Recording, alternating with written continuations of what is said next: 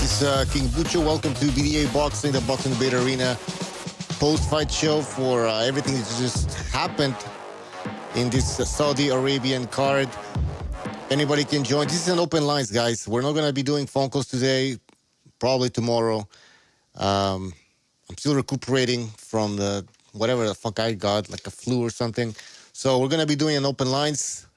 First come, first served. So link in the description, link in the chat. Let's get this party started. Let's see what people are saying in the chat here. Paracua says it's a decent fight. I think it was a better fight than the first one. There was more action. Both men understood that they needed to do more. And that's why I think we had a more entertaining fight. Greg says Bucho has the Daniel Dubois flu. That's what I said. I said, I think I have the Daniel Dubois flu before that. Or I was poisoned, like Schofield was. One of those two. What else are people saying? Mitch says, feel better, BDA. Yeah, BDA is sick as well. Everybody's sick over here. JC says, thought Beterbiev won. Well, really? All right. Well, listen, the first fight I had it for Bivol, and he didn't get it. This time, I think it was clear that Bivol won. But maybe I'm wrong. So we're going to have to discuss this. Let's see. Do we have people in here already? We have Gonzalo. Hey, how's it going, Bucho? Hey, what's up? Well, give us your thoughts on whatever you want, like the main event and the rest of the card. Well, the main event was interesting because it was a little bit of a role reversal. How the fighters initiated, Beterbiev started quicker. And right when you thought he was putting a few rounds together and running away with it, it would just suddenly turn it on and won like 2-3 rounds himself back to back. So like I think around the 10th or 11th, those were like crucial rounds, and I think that Bivol, he won like the 10th, and by then he was maybe 2 points ahead, although Beterbiev won the 12th, he was just a little behind. And interesting though, Beterbiev hurt him. He hurt him 2 times, but probably still lost maybe 1 out of those 2 rounds that he hurt him. So I think, the decision was fair. It was a good fight. And somebody might think otherwise, that, it could have been a draw or that Beterbiev won. But I just got to be honest, I picked Beterbiev, but I thought Bivol edged it. It was a good fight. All right. We also have official boxing scorecard here. Let me just first reply to somebody who donated via Buy Me a Coffee. We don't have super chats yet. They'll be back in about a week, I think. So for now, we're using Buy Me a Coffee. Thank you for this. Jesus Pardo, he says, Shakur beat up my plumber. Who is going to fix my faucet? Yeah, that's right. Faucet. That was, to be honest, I didn't watch all of that. I started playing a video game when Shakur started fighting. So I missed that fight, but was it a decision or what was it? The Shakur Stevenson fight. I think it was a stoppage. Oh, it was just okay. That's good. At least he stopped it. Yeah, I mean the guy's corner dropped the towel when after Shakur dropping him. Okay. All right. Well, listen. Give us your take on Bivol Beterbiev. Yeah, man. It was such a beautiful boxing from Bivol. I mean, to me, it was extremely easy to score it because I was watching it without any sound, and I was intentionally making sure not to go on Discord in between the rounds. I gave Beterbiev only 3 rounds, like 4th, 5th, and the 12th. Now, there was 6th round. It was close, but I thought Bivol took it, and 10th and 11th were competitive, but Bivol clearly took them. It was great performance from Bivol. I think I figured out what happened. In my opinion, the moments where Bivol was really in trouble was when he was just moving around without throwing punches. And even in those breakdowns I did on Beterbiev, I was explaining that it's suicidal, to try to box Beterbiev by just moving around without throwing punches.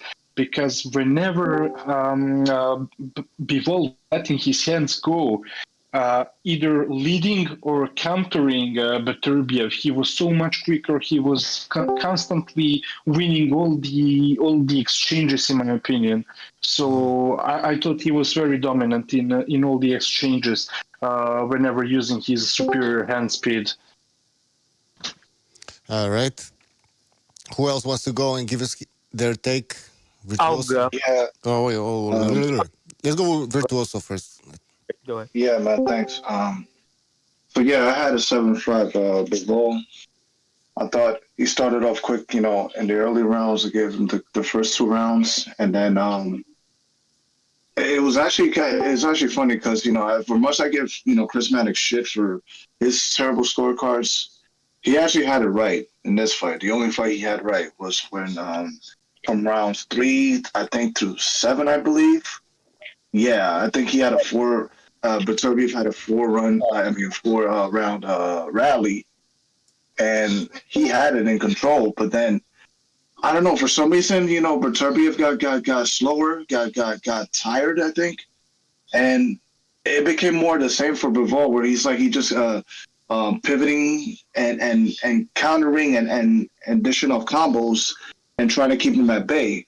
It felt like Beterbiev was trying to come on, and land and apply pressure like he did in the last fight, but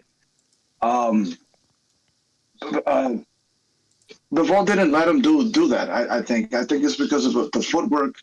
I felt like the punch selection was there for him. I think he was keeping him at bay, and there was very little clinching. And credit to Bivol, he looked less tired than he did the last time. That's something you got to give him credit for, and that's what I expected him to do. Finish out strong. In the latter half of the fight, I thought he looked good in the championship rounds, and he sealed it. I had a 7-5. All right. Guys, don't forget to hit the like button, please. It really helps the show. All right, who's next? Who was next? Quentin. Quentin was next. Yeah. Yeah.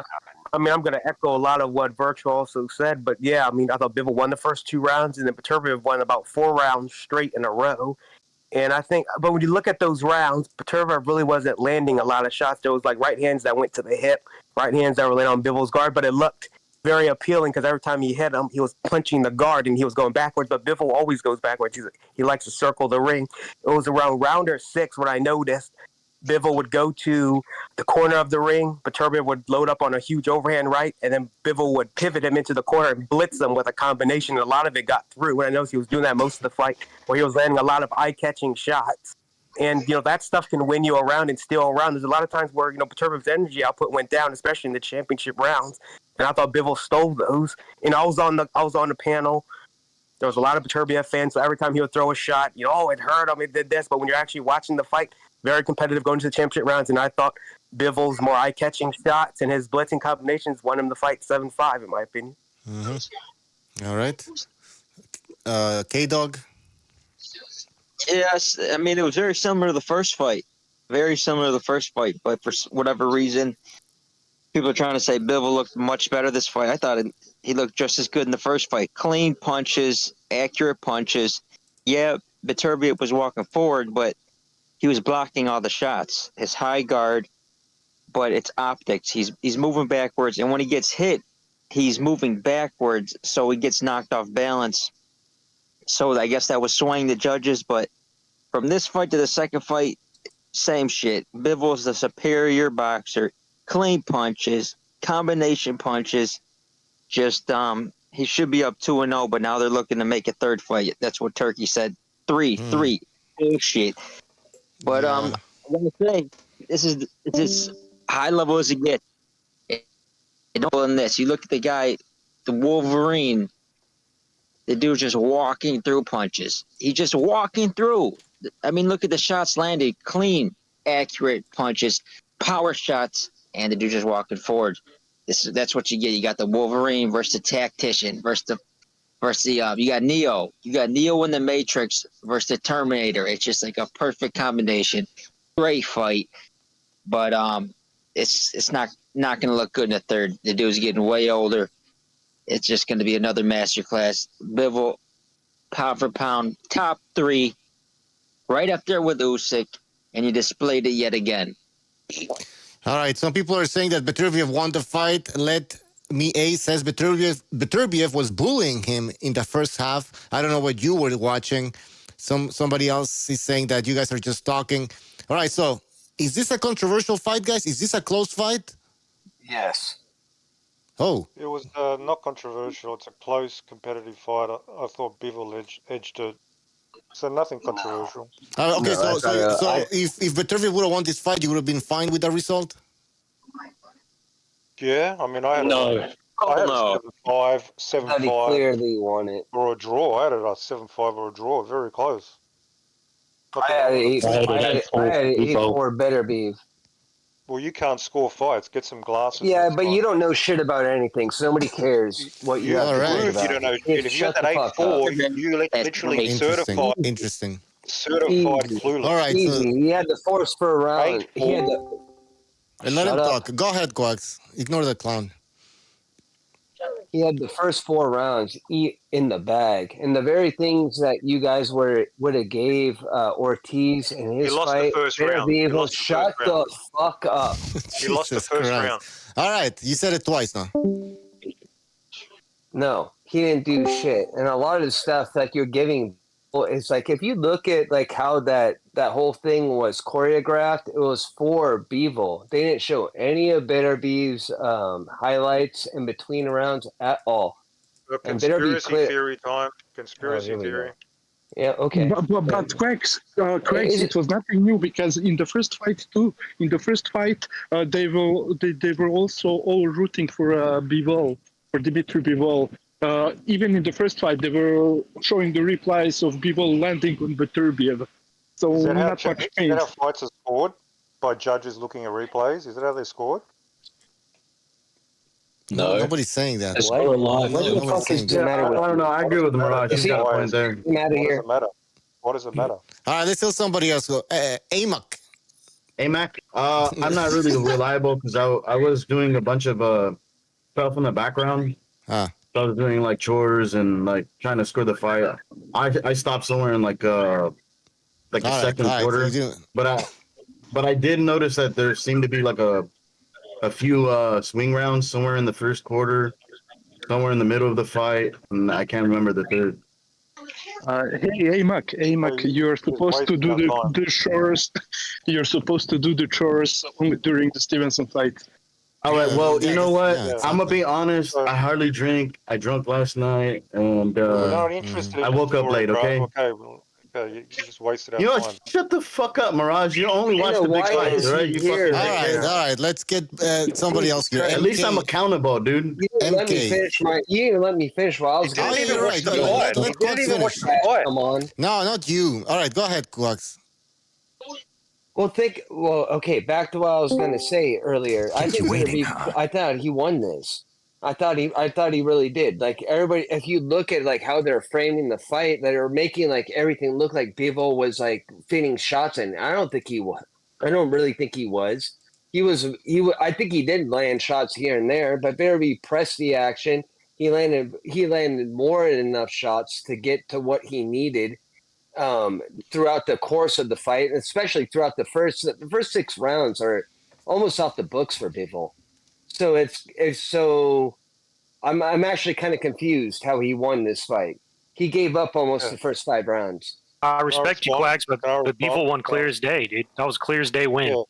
Okay. See, the thing is, Quags, it's clear. It doesn't take much to confuse you. It doesn't take much to confuse you. But Shakur, aren't you a Beterbiev hater? Yeah. This very I good. am. I'm a self-professed Beterbiev hater. I hate that dude.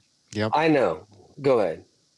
He still lost though. He lost clear. I actually had it closer than some people had it. I had it 116, 112. I mean, I think some people. I also- That's what I pretty much had that. I had that in the opposite. Where's Nightmare at? I just He's, don't get he's it. When you over have his- somebody that sits on the back foot pretty much the entire fight, that doesn't really land as much as Well, I think better- you guys are No, giving him he outlanded. credit for Trust stuff me. he doesn't land. Yeah, I would landed him by 40 punches. He outlanded Beterbiev. When the CompuBox comes out, Bivol outlanded him with a lot of combinations, clear, nice shots.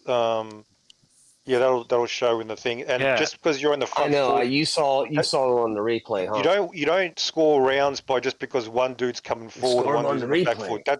That's what a casual does. So it's about punches landed. Bivol outlanded him and he outworked You him. just said that's you part of the scored him all criteria, day. though, dude. He scored all of his punches on the back foot. Who cares? no. It's a punch landed. Beterbiev score fights. he couldn't cut off. He couldn't cut off the ring, and in cut the off first the ring three pretty rounds, well. in the first 3 rounds, every time Beterbiev would come forward, Bivol would shoot a counter. He would shoot a straight right down the middle to stop his momentum. Beterbiev started figuring out when he was going to throw it. In the next 3 rounds, he adjusted, and Beterbiev started to sweep. He was on the ropes for Correct. like 6 rounds. What do you guys think cutting the He was- off the No, he ring wasn't. is? He was. Wasn't. It's about clean, I was. effective punching He in the was. first 3 rounds. He was Frank doesn't even know the scoring. But he criteria of the punched fight. him. Why is he talking? in the the cutting the first ring three off rounds, is but taking the real I- estate of the ring off. Where did Bivol have that at 40 I 10? saw- He I was saw on the Ortiz outside of it. He landed Cut off on the ring fine. clear fight to score. Like I didn't, All I right, didn't all even right. bother. Guys, one at a time. Irish, Andrew Ward.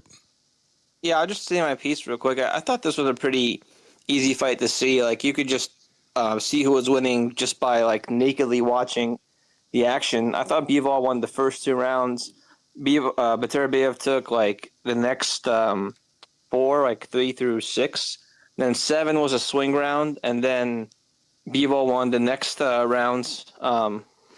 He won 8, 9, 10, 11. And then Beterbiev could have won the 12th. So either 115, 113, Bivol, or 116, 112. That's how I had it.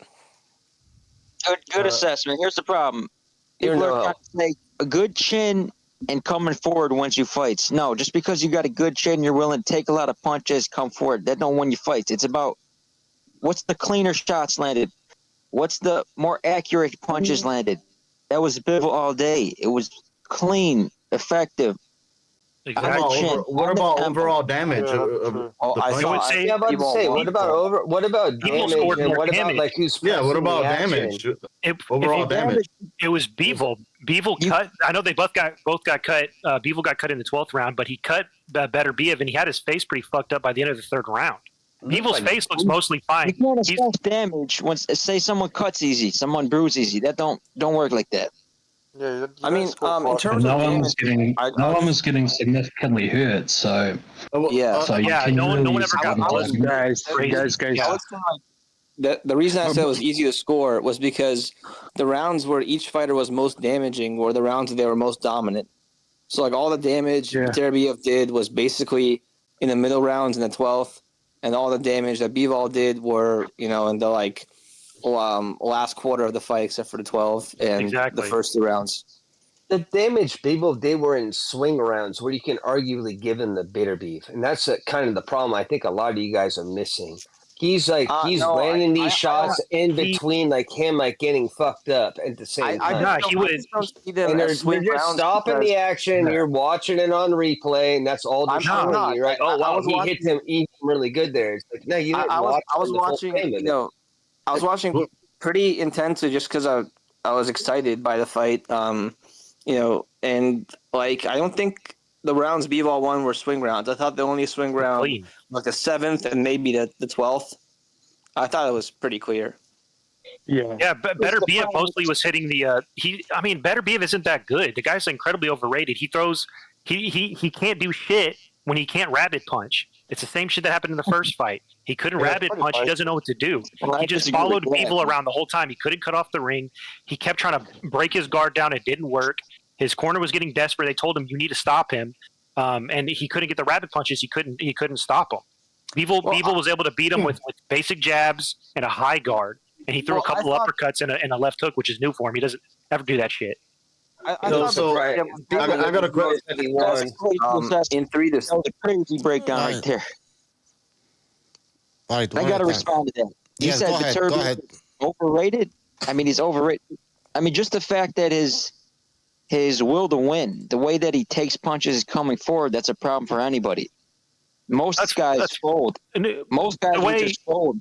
The body shot, for sure. The will.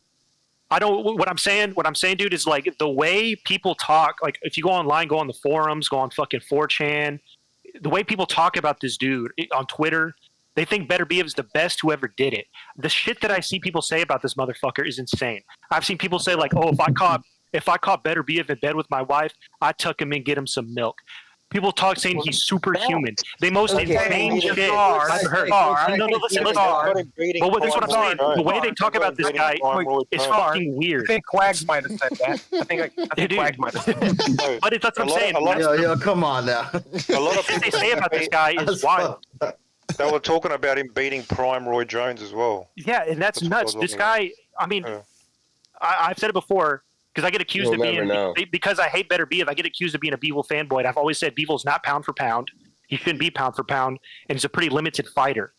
It's a testament, Bivol winning this and how old Beterbiev is not a testament to how good Beterbiev is. It's a testament to how weak the division is. 175 is a weak division. There's nobody in it. Yeah. So I guess Mirage is going to say Benavidez, but go ahead, I was a bit worried being the post-fight interview. I'm already I'm hearing the duck talk. I need to take a rest. I need to do this. Hey, Bivol, you better not duck, because I was worried. I was never convinced Bivol was going to fight David. So I'm smelling something disturbing. What? Let's see what happens. Oh, my God. Here comes this narrative, man. Bivol knows. Bivol knows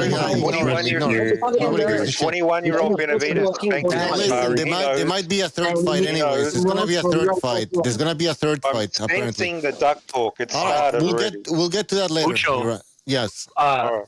Beterbiev was being a sore loser. He wouldn't shake Bivol's hand, and he said he didn't even want the second fight. These fucking inbreds are sore losers, man. All of them, even in the UFC and in boxing, they're sore losers, bro. That's true. Like they're sore losers. Yeah, that's true. Well, all right. I don't know about that. Just like out of curiosity, like you say that Beterbiev relies on rabbit punches. Yes. I've never really seen that. He hits chops that's down crazy. to the side of the head. Irish Yadi with the rabbit punch. He's infamous for rabbit punches. Those are infamous for rabbit punching. Those are side of the head shots. Rabbit punches can only really be talked about in the clinch or if you spin the opponent around. Behind the ear. Yeah, he hits like in the back of the head. Vosdik, Joe That's Smith. because he dips down. Yeah, exactly. So many. Literally so many. No, it's not. Sorry. You can't find that waste. No, but look, it's not true. It's not like all of them are dipping below their waists, and that's why he's pushing them down. No, the moment he sees them using the upper body movement, the head movement, he uses it to put his forearms on their necks to push them down, and then land punches over the head, behind the head, or uppercuts, whatever. So Shazari is spot on about it, and that's the reason why before both fights I was predicting that Beterbiev would not be able to stop or drop Bivol, because Bivol's defense is about distance control, footwork, and blocking with high guard. He doesn't use a lot of upper body movement, and that's exactly how it happened. True. Yeah. I agree. Yeah, he's just his whole style, because he is a strong guy. I think he's a weight bully. The dude should be at a cruiserweight. What he does is he punches really hard. He gets his opponents to shell up and kind of go down, and as soon as they shell up, he squares off to a corner, and then he. You cross the line. You're saying, "Oh, he sucks," and this, and I say he's even weight done. bully. Let him He's not a finish. weight Let him bully at finish. all. Let him finish. He's a pretty cocky dude. But he's not a weight baller. Shazar, go ahead, Shazar. What he does is he throws real hard punches, and he gets his opponents to shell up. And once they shell up, he frames off to one of their sides, and then he throws a looping shot over the back of to the back of the head. He did it like exactly what Mirage says. To almost every highlight, every fight he's ever been in, he does this. He did it to Smith. He did it to Yard. And actually, in the last fight, his corner knew he was down. They were yelling at him, telling me he needed a stoppage. And he just came out and immediately started throwing rabbit punches. He grabbed Bivol and just started trying to bang him on the back of the head. But Bivol's good enough to not fucking fall for this shit. And Beterbiev knows they almost never call rabbit punches. or any like. I mean, how many warnings do we see for the refs on all the fights today? The refs never do their jobs. They just let these dudes foul. Yep.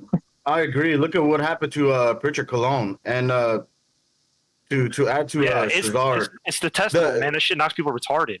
The reason why I don't think he fights at the higher weight class where he's supposed to be is I think his chin is very suspicious at that weight class. Yeah, I mean, he's been dropped twice by nobodies at 175. His natural weight, I think he weighs probably about 210. That's my guess. Let me rephrase. I think his chin would be suspicious at that weight class. He ducked Usyk. He didn't want to fight Usyk, so he went down to 175. He started at 175. I mean, in the amateurs, he never weighed 91 kg. He was always underneath. He was only at that weight class because the Russian team put Kovalov there at 175 or 178. He never filled out 91 kilos. He looked pretty big. He says he walks around 87. I don't see any reason to see why that's different. Like, he doesn't look that big to me. He looks big to me. He's got a big. He's like 5'11", dude. He's like an inch taller than I am. Yeah, and Mike Tyson was 5'10". But he's not Mike Tyson's size. What I'm saying, he has a thick back, but compared to like Anthony Yard, he looked much smaller. Isaac Chilembo bigger. Yard's big. A lot bigger. Yard's another one. This is a lot bigger. And this is like what I was saying earlier about the That's ridiculous. Well, the division and lean. I don't think you understand how big that is for a 6 foot guy. Insane. That'd be a guy with like 18-inch biceps. Like he's still big. What I'm saying is like these guys like Yard and all this shit are huge, but the problem is there's such a dearth between light heavyweight and cruiserweight that these dudes are like stuck in a fucking division. Like it's like 175 is for guys who are too small to be a proper cruiserweights and overweight middleweights. I think 168 should be folded right back into middleweight, and light heavy should be moved up to 185. Okay, that notwithstanding, you're seeing the guy walks around 210. Like that's he's nowhere near close to that. I think he looks like huge. He looks bigger now than he did when he was an amateur fighting at 200. He turned pro when he was like 28. He was pretty much the same size. He looked shredded out. He looked a lot slimmer when he was fighting Usyk. Like when you're. But even then, let me ask you this. Working out longer, your muscles are more developed. Do y'all think that Beterbiev could beat Zurdo Ramirez? Yeah, but Zurdo's not very good. But Zurdo is a fucking he's a unified champion at cruiserweight. So if Zurdo can do it, why can't Beterbiev do it? Why is he sticking at this lame ass division? He's there because it's weak. I don't know. He doesn't even fill out cruiserweight. Over the history, though, like honestly, he's like satisfied with it. Anybody's satisfied with the victory. He's never even had an issue with weight. He hasn't had an issue with conditioning. So where does the idea come from? He's a weight bully. When I listed like many fighters he's fought that he's smaller than. Not even that, dude. Like, what do you want to be? He's fighting Bivol, pound for pound, top 3 fighter in the world. Cruiserweight's also like a very poor division. Like it doesn't make much money. That's what I'm saying. That doesn't make sense. That doesn't make sense to me. Is anybody happy with the winner of Beterbiev in Bivol? Anybody happy with? Bivol whooped his ass. No, not really. I think. What are your thoughts on who won the fight? In your opinion? Who I think won? Yeah. I thought Beterbiev was winning at first, but Bivol adjusted, and I thought he started winning, and he was able to keep it up. And I thought Beterbiev slowed down. I thought Bivol was able to keep it going, and I thought he won by 2 rounds, in my personal opinion. All right. I will say this. Yeah. I thought it was a draw. Bivol definitely, in the first fight, he was throwing a little bit more erratically. When he felt the pressure, he was like trying to, I got to get him off. So he was throwing everything he got. This fight, he was more calmer and more accurate. He knew how to deal with them this time. He never fought nobody like that before the first time. He was caught off guard. This fight, he already fought him, so he knew what to expect and he knew what to do. So he fought better. Because Beterbiev was whooping him at first. He was getting him, and he wouldn't let up. But he started to slow down. Bivol, he kept his composure, and he was able to adjust. And then he ended up just teeing off on him, hitting and moving, and then he ended up winning. I thought it was a close. I thought it was a narrow win for Bivol, a narrow win. Nonetheless, he won. The right person won. No robbery. Looks like they're going to do a trilogy. We'll see. Anything can happen, but probably a summertime fight trilogy. We'll see. Convenient trilogy. Yep. Butcher, can I ask who actually kept score? Like, and what was their scores? Yeah, sure. So, who actually actually scored round for round? I did. And what were the scores? I did. I did too. 116, 112. Mm-hmm. Well, so 116, 112, and Steph K? I gave Beterbiev 3 rounds, 4th, 5th, and the 12th. 6th was also close, but I gave it to Bivol. What was the scorecard in the end? Like 7-5, or what did you have? 9-3. 9-3. 9-3. And what about you, Nightmare? I had a draw. That's crazy. I had it. Oh shit! I think I got disconnected from Discord. All right, guys, give me 2 seconds. Sorry about that.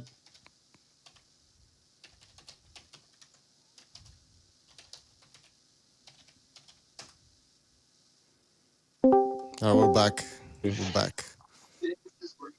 Better be breaking both now. 40 and still boxing. I don't know about that. I think he might have to retire. So I got busy in the background again. First half of the fight. I was gonna ask you guys. Did any of you guys had any swing rounds? Yeah, I had 7 and 12. Round 10 maybe. Yeah, 10 was one. Yeah, so let me say this. I had the only swing round, the 6th round, also in the 10th. I think Beterbiev made it close with his low blows, because in the 10th, he landed a bunch of low blows below the belt and on the hip of Bivol. And, well, he did fairly well in the 11th, but it was not really a swing round. I think that Bivol clearly took it. Hey, Mac, I had 2 swing rounds. Bucho, what did you score the fight? I didn't score the fight. I'm just watching it.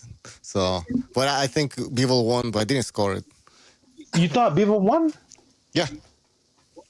Do you think that Bivol threw as many punches as he did in the first fight? He won the I fight. he threw more punches. I think the beginning, in the first 3 rounds, maybe like Beterbiev won them 2-1, something like that. But then I think it's just Bivol took over. Wow, that's amazing, bro. You know what? Because I seen I didn't score it, guys. So yeah, in the first fight, there was moments where Bivol actually backed up Beterbiev with his punches. Never in this fight did Bivol back up Beterbiev or had him like second guessing in this fight, bro. Like never. Like he threw punches every now and then, but he was always against the ropes. Beterbiev was always in the center of the ring. He was always pushing them back. That's how I looked at it too. He had the authority of the fight, but he doesn't get Not how you score fights. he gets the benefit of like, oh, he did better than I thought he would, and now Bivol was landing while he was on the back foot. He was landing. Oh yeah, I know, I don't exactly. think- Thank you, Floyd. I don't think Bivol did as good as he did in the first fight. Back foot. Gives a fuck. The right hands, it was clean all night. Clean boxing. Shots. Yeah, it was very nice. I was impressed. He was landing. Well, Beterbiev was landing on the front foot too. It's not like you guys are acting like it was like A lot of it was completely blocked. A lot of it ineffective. was- It's ridiculous. No, you're being ridiculous right now. That guy was marked up and fucked up the whole fight. He hurt him once in the middle of the fight. Marked up. He hit a nice couple body shots, and he hurt him one time with the. Then with the why one on was the he stomach. leveraging back the entire time? What do you mean? Why? Because Why? Well, if it wasn't a big deal, why was he leveraging? You got the brawler versus a boxer. It's classic style. That's what happened. Yeah. Let me ask Mirage. Mirage, who do you have winning the fight? I had it either a draw or 7-5 Bivol. Very close. Wow. Yeah, you see? That's why I think there was that's crazy. That's why I thought there was a few swing rounds. All right, guys, who's interested in a third fight? Apparently, that's what Turkey wants. You're getting Break it down. already. So it doesn't matter. You know what I was more interested in? Let me say it on your channel, bro, because you have a big channel, Bucho.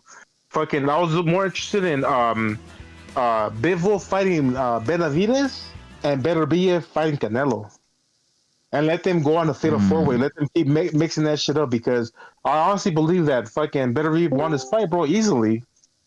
Like, to me, it wasn't even close, bro. Like, What? I honestly thought Yeah, bro. Like, I was going for Bivol.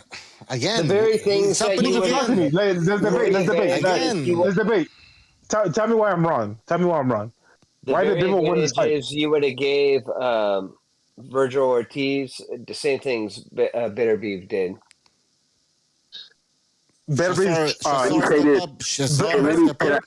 Could I say this about Virgil Ortiz? I want to say this about Virgil Ortiz. Oh, yes. I picked Medrimov to beat him, but I'm going to be honest with y'all. I was very impressed with Virgil Ortiz's performance tonight. Way better than You know why? Let me tell you this, bro. You know why you chose Madrimov to beat him? Because you were so impressed by Crawford, just because he's black, bro. And went against Madrimov. No, that's the truth. Let me speak my truth. Hey, can I speak my truth? Can I speak my truth, bro? Yeah. Let me keep it real with you. Let me keep it real with you. The reason why I picked Medrimov is because I like his. Let him speak. Let me say this, bro. A lot of people gave Terrence Crawford a pass because he went up a weight class. No other fighter other than Terrence Crawford, just because he's black, in my opinion, bro. You can agree or disagree. Can go up a weight class. Let me finish, bro. Go up a weight class. Go life and death with a dude that has 10 fights. And all of a sudden, this guy's elevated to a dude that could beat a dude with 18 knockouts in the previous weight class, bro. Hey, but can I say something? It's okay. The reason why I picked Medrimov is because I like his style. He's good at. You never seen Medrimov until the Crawford fight. You never seen Medrimov. It was because Ortiz lost his last fight. That's why he lost his last fight. Let Solidus reply, guys. Solidus, go ahead. No, I watched him highlights of him after the Crawford fight, and I was okay. He got a good style. That's cool. Virgil Ortiz is good, but not like elite level good. He's good, but I was like, he could probably beat Virgil Ortiz, so I'm gonna pick him. But when they fought, I was very impressed with Virgil Ortiz. Game plan, he was good at it. He adjusted to what he was doing. He was able to get around it. Virgil Ortiz gets hit a little too much. I don't like that because I'm already knowing if he fights somebody better than Medrimov, he's probably going to lose. I mean, they're saying the last guy he fought beat him. That was a robbery. So this ain't. Let me say this. Ortiz, the legendary guy. Right. Let me say this, bro. Let me say this. When you have a fighter moving up to another weight class, bro, you got to give him a clean slate. When Crawford moved up to 154, bro, you gotta give him a clean slate. His accomplishments coming shit at 154. No, because he has nothing to do with this. Fuck Crawford. He got nothing to do with it. You saying Crawford's act as it is. Crawford got nothing to do with this. Why are we talking about Crawford? Let me ask you this. Let me ask you this. The reason you thought Madrimov was going to beat Virgil is because Crawford beat Madrimov, right? And it was a close fight, right? I just explained to you. I know who Virgil Ortiz is. I've seen him fight. Virgil Ortiz is a good fighter, but not an elite level fighter. I think he's very beatable. So I thought Medrimov would beat him. Had nothing to do with Crawford. Okay. So what made you think Medrimov was on Virgil Ortiz's level? He's asking, what did you compare him to? Okay, yeah, what did you compare Medrimov to? Medrimov. No, I just admitted. He did the Crawford fight. He fought pretty good in that fight. Didn't think he won, but his performance was decent. Okay, that's cool. Exactly. So what I'm telling you, let me say this, bro. So what I'm telling you, bro, is when a fighter moves up to another weight class, bro, he has a clean slate, no matter who he is, because he's never fought in that weight class before.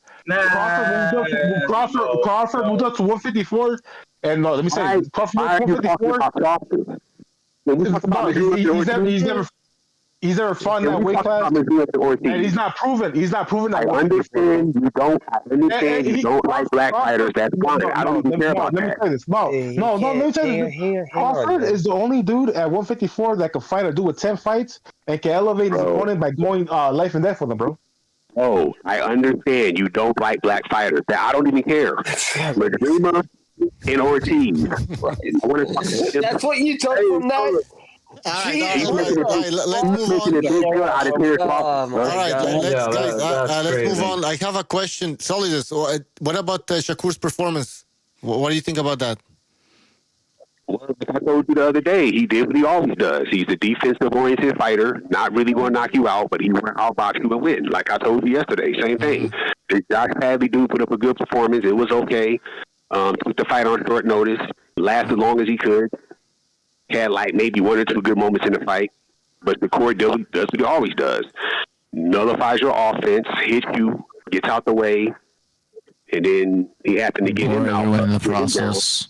And that's all it was. The same thing I told you yesterday. He's not a Mike Tyson, Manny Pacquiao type fighter where he's going to just beat you down and knock you out. I don't know why. I told y'all that. I guess y'all want every fighter to be a knockout fighter. I guess, but that's not how he fights. He did what he does, pick him apart, counterpunch, hit him, win the fight. So his performance was good, like it always was. Let me ask you this. Do you think Shakur Stevenson deserves to be on top 10 pound for pound after that fight? Did he be on top? He's already in the pound for pound. Lower 10. I'll give him lower 10. I'll give him the lower 10 pound for pound. I do give him lower 10 pound for pound, let's be honest. Because I don't think anybody beats him. To be honest with you, I What do don't you mean? know. Do you know how pound for pound works? You have to fight people to earn the status of it. To be honest with you, I really don't. I really, man. So Lewis, let me talk. Corey is already a quality fighter. That's so whatever. Show or what? Hey, We can barely hear you, man. Southpaw, you need to boost your volume or something.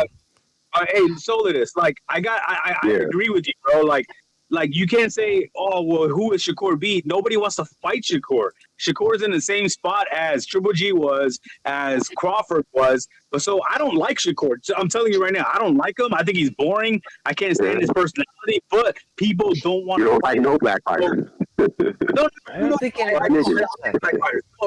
dude. I'm trying to. What is with you? It's not because they're black. It's just because he's fucking boring as shit. He's boring as shit. All right, Shakur is fucking boring, dude. I like internal racism, bro. That's crazy. Let Southpaw fucking say a sentence and then we'll move on. Go ahead, Southpaw. No.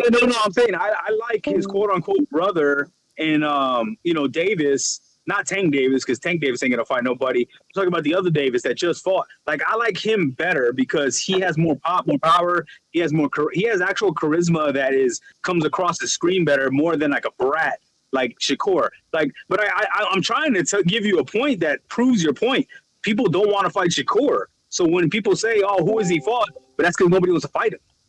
What about Haney? Didn't Haney's team send an offer? No.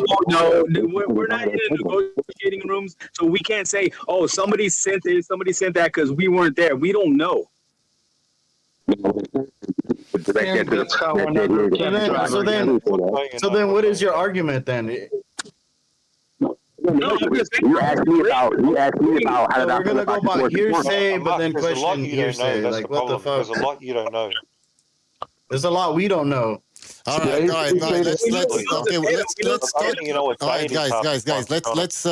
Let's just talk about each fight quickly, and then we'll go back to. Okay, Shakur went 9 rounds with an electrician. All right. Listen, let's Bakoli and Joseph Parker. Very, very, very disappointed. That shit was awesome. I was big on Bakoli.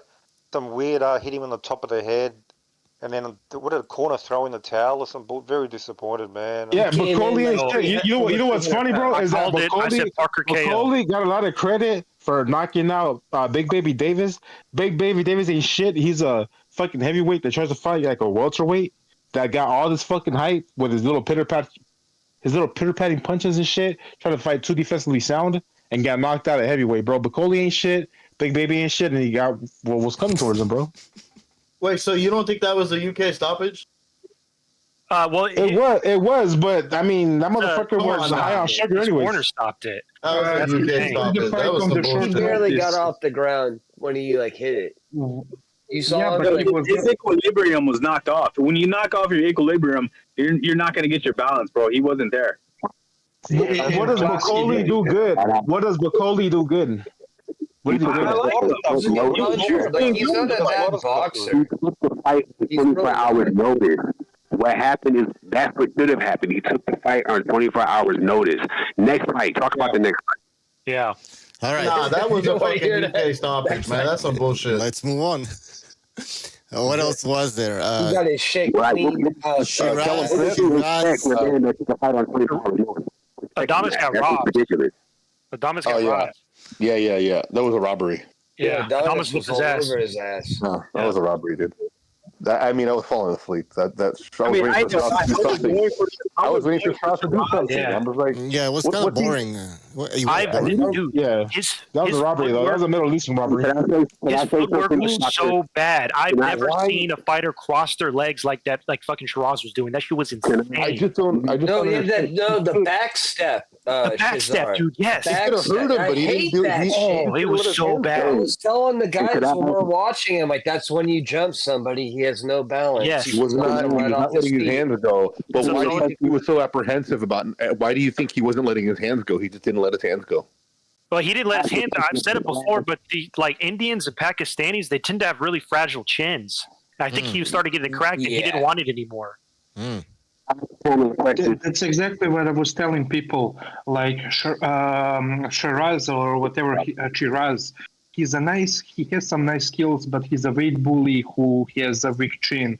And I saw it even in the previous fights. He gets cracked with a good counter, he shows up. And I missed like 9 or 10 rounds. But from what I saw, he felt so scared. He told me right away that he was trying not to give away any openings. Shiraz has no excuse. Stared at Adamas for 12 rounds straight. Yeah, no excuse, bro, because he gets trained at Tengu's boxing gym, the same boxing gym that trained Diego Corrales. Hey, can I ask the panel a question? What's up, bro? The way Shiraz fought in that fight, was that boring to y'all, the way he was fighting? Yes. Yes. Just waiting for the guy to What the attack you. fuck kind of question? Look, are you trying to play the race card? Are you That's not trolling gonna work me? here. Listen to you. Nah, to be honest, I'm actually surprised because for what I've been hearing, y'all only give black fighters that No, criticism. because you're programmed to think a certain way. We're not. Ain't nobody programmed. I'm listening to what you're saying. I'm think a certain way. That's why you asked that question. It's not our fault. I'm not surprised. You guys don't criticize nobody but black fighters. Every time y'all nitpick everything a black fighter does. I'm not surprised. Isn't that crazy? All right. It's not our fault that most black fighters are boring and they fucking do all this chaos. I am, and you're not. I'll give you one. I'll give you a black fighter that most everybody likes right now is freaking Abdullah Mason, man. Keyshawn Davis. And Davis over here stepping up too, whooping people. You guys are very biased. It's the same thing with Benavidez. The only reason why y'all are very biased. There you go, dude. You guys are biased. I'm keeping it real. The only reason why you're not keeping it real. You're looking at it from a black lens. I'm just gonna call it out. I talk shit about Benavidez all the time. I talk shit about that dude all the time. The only reason why you guys don't like talk shit about it. Canelo. That's the only reason y'all talk shit about it. Obama phones You're breaking up. That's the only reason. All right. Charles, you're breaking up. All right, let's. All right. Hey, Bucho. I will say this though. I do think that Pandora beats Madrimov. I think Tim Tszyu beats Madrimov. I don't think Madrimov ain't shit. Hold on. And I think that this fight was a blow to Crawford's credibility moving up in weight class. Because he's black, right? No, because oh he my God! Here comes the internal racism. Let me see. Guys, hold on. Can anybody find a logical reason why he keeps bringing up Crawford? Logical, dude. You're using Crawford has nothing to do with this fight. He keeps mentioning why he's talking about what this I was man. hearing, guys, what I was hearing was that Madrimov was one of Crawford's best wins. There you go. That's what they're correlating it. You know what correlating? You're only saying that because that was his first fight at 54. Come on, you guys know that. And now you know that. Now you know that. They fought each other, and we know that Virgil Ortiz looked better doing it than Crawford did, and that's what they're talking about. All right, that's what I'm saying. Lack of accountability. All right, let's do this exercise. Virgil Ortiz was getting fucked up in that fight. Did y'all see his face? What are Crawford's top 5 best wins of all time? Crawford, top 5. Let's go through. Postal, Earl Spence. Postal number 1. Gamboa? Gamboa. Gamboa number 3. You think so? That was a good one. Yeah. That was a good one. What about Horn? What about Horn and Khan? Sean Paul. Because Horn won by robbery against fucking Pacquiao, man. That was bullshit. What about Horn? I said Khan and Brooke. Khan was fucking Canelo's leftovers, and Brooke was Triple G's leftovers. Yeah. Brooke would have been a fantastic win if he wasn't so broken down like 8 times over. The Porter win's good. That's a good win. Yeah. Porter win's good. What was the other Porter's one? leftovers too. How many people beat Porter before he got? Porter always gives everybody a tough fight, no matter who it is. That was his role. I like that one. That was Porter's role. Yeah, you know what's funny is that Virgil beat fucking Beam Machine and beat Madrimov, in my opinion, in a better fashion than Crawford did and shit, but he gets no credit. So for some reason, Crawford's still number 1 or number 2 pound for pound, number 1 or number 2 pound for pound, but Virgil Ortiz doesn't scratch the top 10 pound for pound for some strange reason. I don't understand why. Can you tell me why? Because he's Mexican? I think it's because he's Mexican, bro. I think it's because he's Mexican, bro. I think if Virgil Ortiz was a black and American, he would have been number 8 pound for pound after beating Mean Machine, after beating Madrimov, after beating all them dudes. I think it would have been at least 8 or 9. The reason why people are saying that is because Virgil Ortiz got marked up really bad in that fight. Crawford didn't. So that means Crawford did a better job of not getting fucked up. Because as we saw, Madrimov was hitting Crawford with some shots. It didn't fuck Crawford up. Did you see Virgil Ortiz's face after the fight? He was fucked up. If Madrimov like better than that, who won more rounds? What are you asking? Yeah, who won more rounds against Madrimov? Was it Virgil or Crawford? Virgil. I had that fight, Madrimov versus Ortiz. Me personally, from what I saw, I had that fight 7-5 Ortiz. In Crawford fight, I had it wider than that, and then also but the headbutts were like abundant. He headbutt him 4 times by round 5 already. There was some accidental headbutts. I understand that, but when in the midst of the fight, the ref let him get away with a lot headbutts and pushing, and elbowing. I mean, there was a lot of fighting. I think you're confusing when he was pushing him back with his shoulder over headbutts. But in the midst of that, what you have with Crawford and Madrimov? What did you have? Crawford and Madrimov. I had that 8-4. I had that 8-4 Crawford. Oh, really? How convenient? How convenient? That's crazy. How convenient, bro. Why not? Without saying you're biased. Because honestly, bro, I think most people that watch boxing, bro, can clearly see that Virgil beat Madrimov in a way better fashion than Crawford did, bro. Yeah, and you're fucking biased as fuck. You're biased as fuck, bro. No. I just said at the top of the show. What do you mean, no? You wasn't listening. He was on the verge of stopping. I said at the top of the show, I liked the way Ortiz performed, and I thought he clipped him at the end, and he hit him. I said that. I'm saying, if I was that in, but Prima, I thought Ortiz hit a little bit. So how is that the equivalent to what Crawford did? He's bringing up Crawford for whatever reason. I guess he really wants Ortiz to outdo Crawford. It would never happen, but that's what he wants. He did outdo Crawford. We are fucking comparing them. I wanted to talk about Madrimov and Ortiz. This man is hell-bent for trying to outprove Crawford for some strange reason. Crawford don't give a fuck about this dude, but he wants to mention his name. I'm talking about Madrimov and Ortiz. In that fight, Ortiz got hit a little bit too much for my liking. To minimize that. Okay, so this you sound biased, bro. You sound biased. Problem right now. He got a hit. Okay, please listen to me. I'm begging you right now. All right, go ahead, Quacks. Please listen to me. You're giving a guy criticism for pressing the fight. He was literally on the front foot, acting like a Mexican Gennady Golovkin for the entire, for a better part of 9 rounds of that fight. And he's getting hit a little bit too much for my liking. Well, he's on the front fucking foot. Like, I don't get what you want from him. Like, do you think he's going to sit there and be on the front and I'm back on my back foot and I'm going to back on my front? No, he was pressing the action. He was keeping him back the entire time. That guy went from being on the ropes to the corner to on the ropes to being back in the corner again. I thought that was a master class. I sat here and said I liked the way Ortiz performed. How is that being biased towards Ortiz? You're telling me he got hit too much. You don't understand like why he maybe got hit a little bit. It's like, what do you want him to do? Not be on the front foot? We all watch boxing. We all watch boxing. Yeah. Let me ask you. No, Step K. Step K's got a good point. I know where he's going. Step K.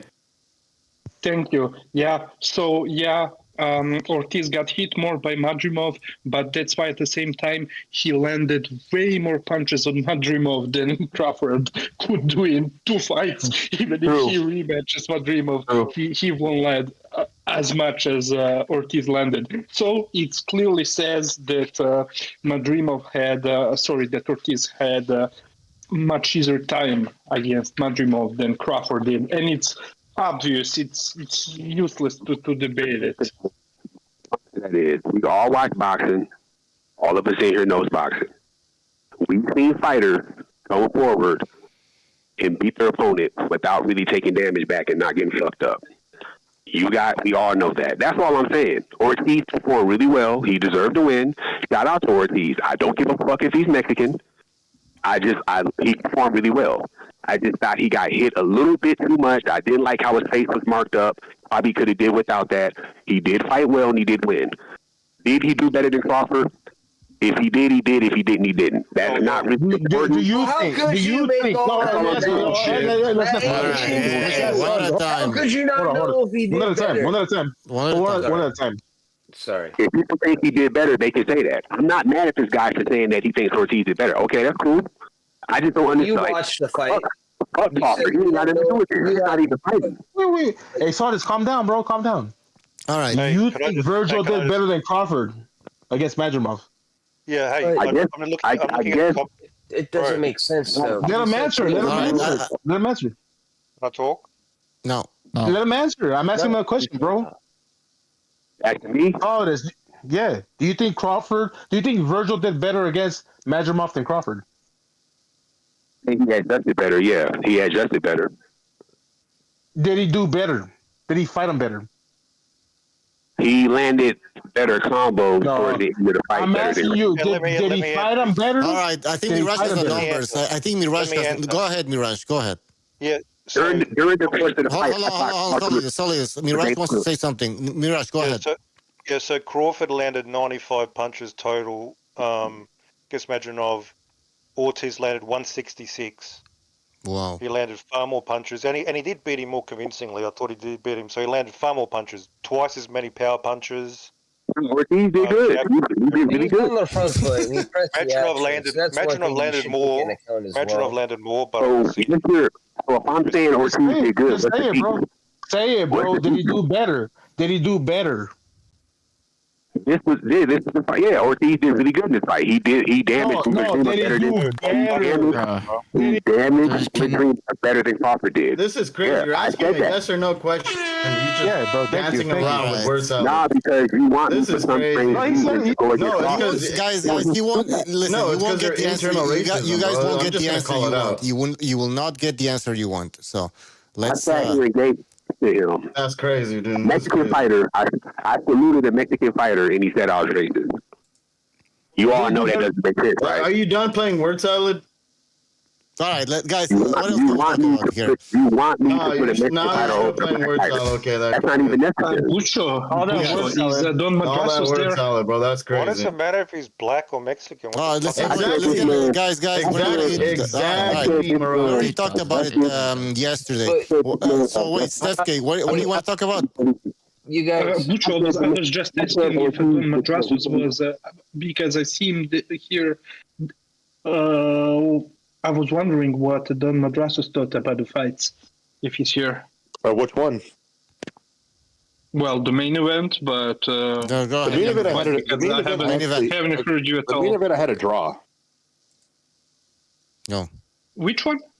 The main event. Bivol Beterbiev. I had it a draw. Jesus. That's what I had it too. I had it a draw, man. I'm sorry. I'll have to watch it again. I had it a draw too. I had it a draw. I don't think Bivol. I think Beterbiev started earlier and threw Bivol's game off. Even though he was trying to throw in the exchanges, I thought Beterbiev landed the harder punches, had the guy backing up the entire time, pretty much had more ring generalship. And I thought that with the punches that he did, that Bivol threw when he had his high moments, he outlanded Beterbiev in those moments. But then they started exchanging more, so I couldn't tell. It was really hard. It was a very hard fight to score. I don't think there was a clear dominant winner. You don't think the ball did better? You don't think he you don't think he landed more than so. I don't think so because the pressure was a lot and he hurt Bivol.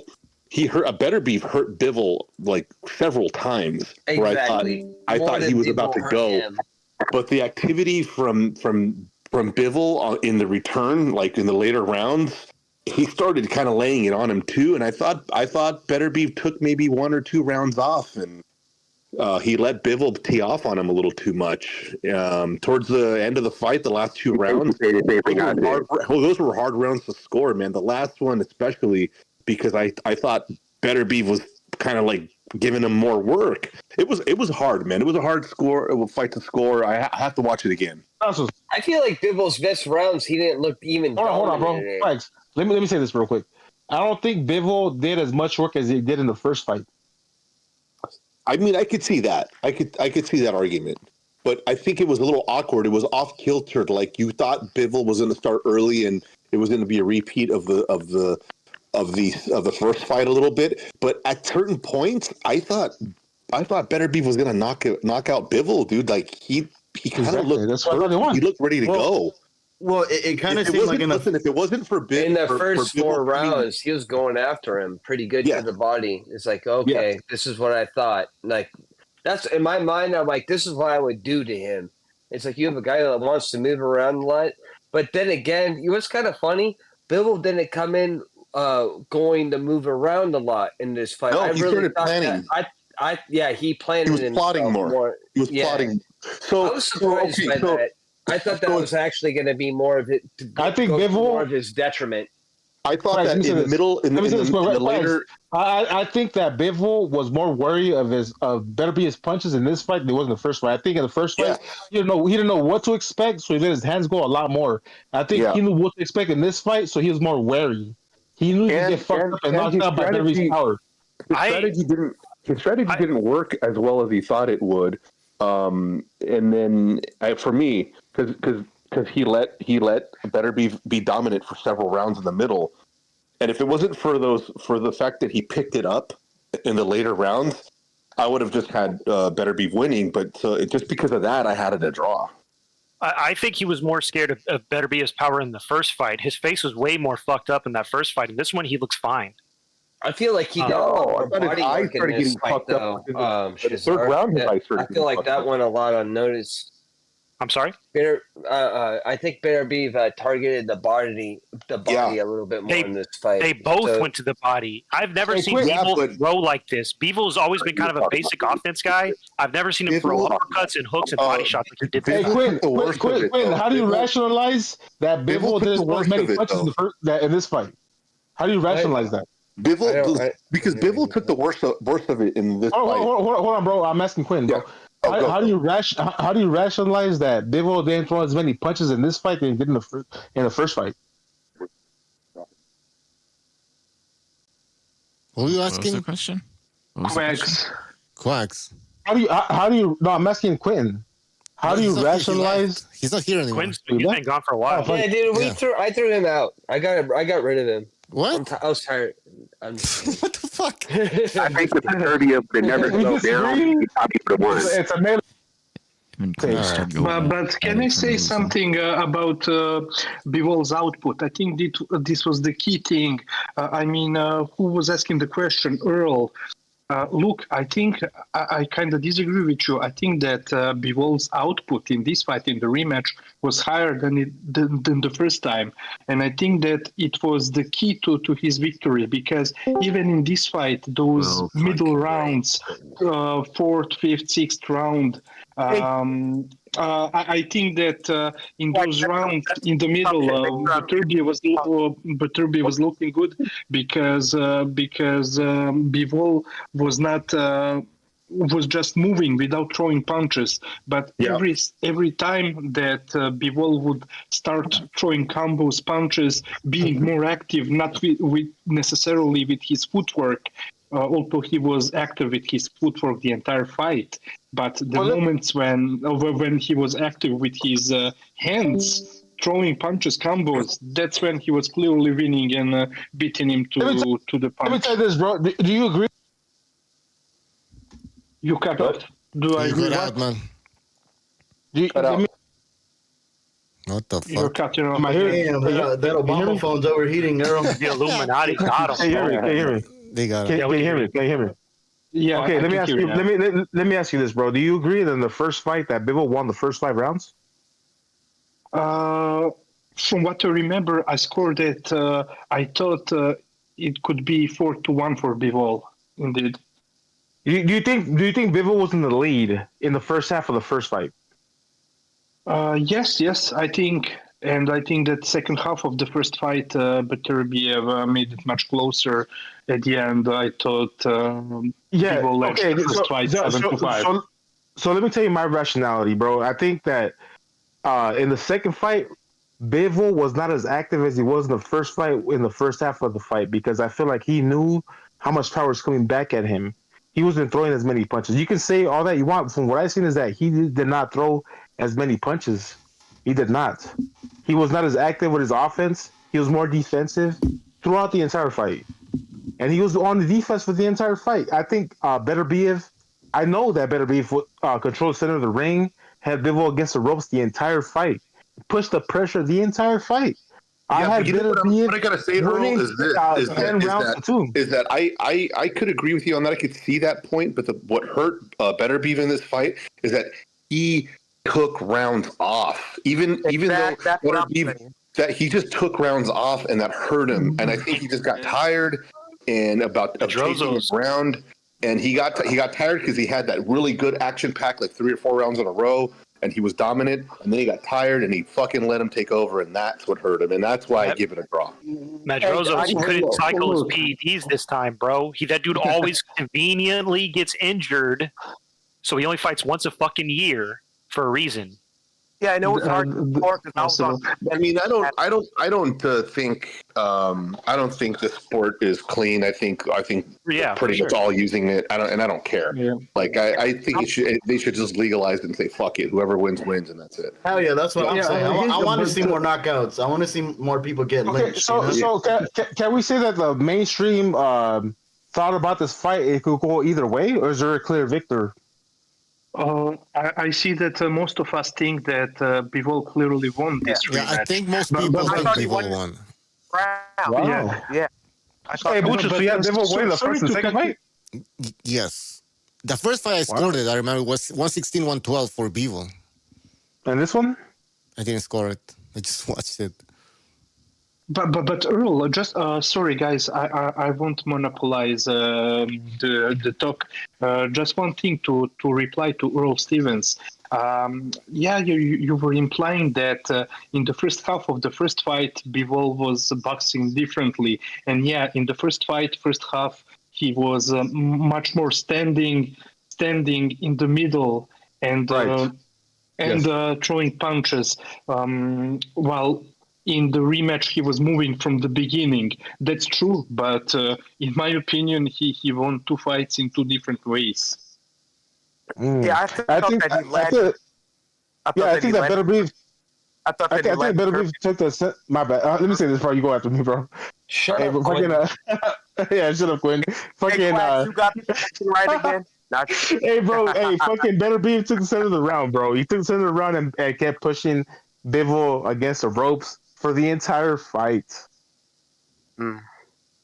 Not the entire fight, but he did. He had him on the ropes for the better part of like at least 8 rounds of it. Like probably 9 rounds of it. He had the better control of it, of the fight. But he wasn't landing. But he did not agree with it. He wasn't landing. Yeah. Was he so clad? Or was he just hitting the guard? He was doing nothing with it. Yeah. So look, it's the same thing. He was when for example, let's say when Canelo is is trying to hurt the bicep of his opponent, he's aiming his overhand at your bicep, at your arm. That's something that is not being scored. You cannot score it. It's not a scoring blow. It may pay off for Canelo if he's able to hurt you and make you drop your guard, but that's not a scoring blow. So same thing with Beterbiev, in my opinion. Yeah, that's because I respect your opinion. I saw different. Guys. Bro, it's my turn. You've been talking. We're so used to Beterbiev breaking down guys with his punches. We automatically think that those punches land and those punches are going to pay dividend later. It hasn't worked on Bivol. Bivol's a durable guy, and he's able to get punches off of Beterbiev. And we need to stop thinking like just like you know why it worked on Bivol? Hey, Quinn, you know why it worked on Bivol? Because Bivol didn't throw as many punches. That's why he threw more punches. Bivol. I bet you anything, bro. Show the copy box, bro. I bet you anything. Bivol did not throw as many punches. All right, Bivol outlanded him by like 40 punches. Who landed more punches? Exactly, Bivol landed more. Which the name of the game is to land more. That's the name of the game. Is to land more punches than your opponent. That's what copy box is aimed for this fight. You can throw as many punches as you want. You've got to have different aspects too. You've got to have ring generalship. You've got to have volume punches. You got to have power. You got to have punches. Even if he landed more punches, I don't think he controlled most of the fight. And Bivol danced around the ring all night, led Beterbiev. You notice, even had him throw underneath his punches, and he put him in against the ropes and would bless him with a combination. Yes. Also, if you notice, Bivol didn't fight his fight. He fought Beterbiev's fight. That's what he most right? Yeah. No, he did. How did he fight? Because I would fight my prototypical fight on the back foot, getting my shit kicked in when the guy. He was. What does Bivol do? So what does Bivol do before this fight? What does he do? Does he go forward or does he go around the ring? What does he do? What I'm referring to is that he. Are you trying to say that he relegated himself to going around the ring because he was too weak to stand in the middle? Yeah, and he led Beterbiev into a shot. You may not like it, but he landed on Beterbiev's face all night long, and you're mad that you got the prediction wrong. I'm not mad. I don't care. Everybody gets. I've never seen such a deluxe. Who's mad about that, dude? I thought Madrimov was going to take crazy. Bro, I predicted Bivol to win, bro, and honestly thought that Beterbiev won. That's what we need to do. I also predicted. I put the fucking guy. And you know what? I think Muck was there. We were on a panel with nothing but Golovkin, Beterbiev fanboys. Everything Beterbiev would throw, they would say was landing. I hate to say it, bro. But you guys are like verbally sucking off the Wolverine, bro. That shit was crazy. Yeah. Every time he do something, he's getting his ass beat. Mick, I'm done. Period that you gave Ortiz to be effective on, you don't give Beterbiev. You guys are asinine. Madrimov didn't land a lot of shots. And Madrimov outlanded Ortiz. Like it's almost. Did Madrimov outland Ortiz? You don't know what you're looking at. Did Madrimov outland Ortiz? I just want to remind people. Shit, the white man going for the European fighter, typical. Did Madrimov outland Ortiz? They're both European, bro. They're both European. That guy's hardly European too. Well, one of them's more European. The other one's like a hybrid, right? Okay. Let's take a test. I've already explained it. I said it a million times. Beterbiev is the fighter for the hipster white dudes. That's what he is. That's true. What he is. They're gonna jump you right now, Shazam. They jump you. I feel like Jesus Christ being crucified every time I point this shit out. 175 is the hipster division, and Beterbiev is the hipster white guy. It's the white LDPC. It's more hipster. It's the white LDPC. Like the guy that can't knock you out and dance around. Doesn't that seem more hipster to you? Nah, dude. I've already explained. Let me explain it to you. This is how it works, dude. This is how it works. Because boxing is getting niche. Boxing is becoming a niche sport in the West, right? And because it's becoming niche, right?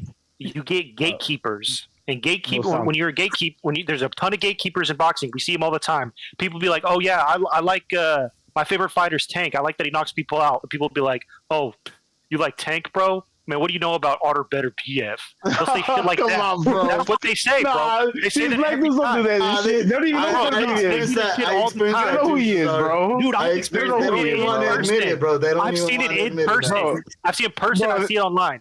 Right? Well, they go who Tank is, bro, and they go who fucking Shakur is, bro. That's what they say. Well, that's what I'm saying. Like they want to gatekeep over these casuals because they want to feel like they're like a part of this like elite group, right? Shakur, Tank. I honestly think we're having an honest debate, bro, because I honestly believe, and I think Quags honestly believes that Beterbiev won that fight clearly.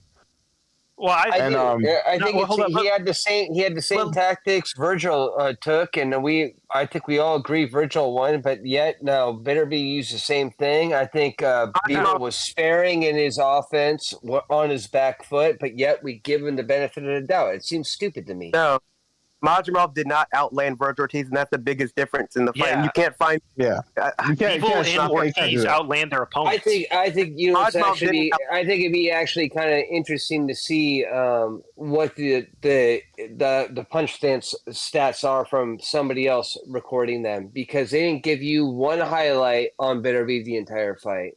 That was exactly. The highlights were all Bivol. The highlights were all Bivol, bro. They didn't give you one. They didn't give you one sequence of him. He did land a lot of eye-catching shots. It's fucking. He landed a lot of shots. Every round he did well. The rounds he did well.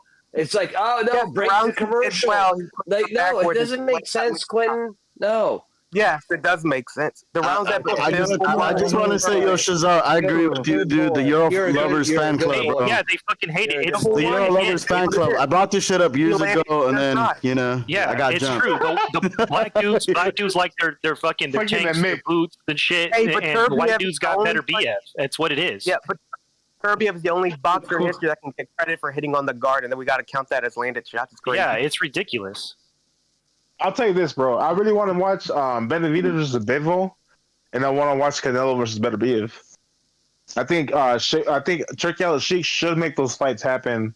If of course Canelo's gonna make it past Crawford and shit for next year and shit, or for later this year. That's a bad matchup. Canelo and Beterbiev. That's a bad matchup.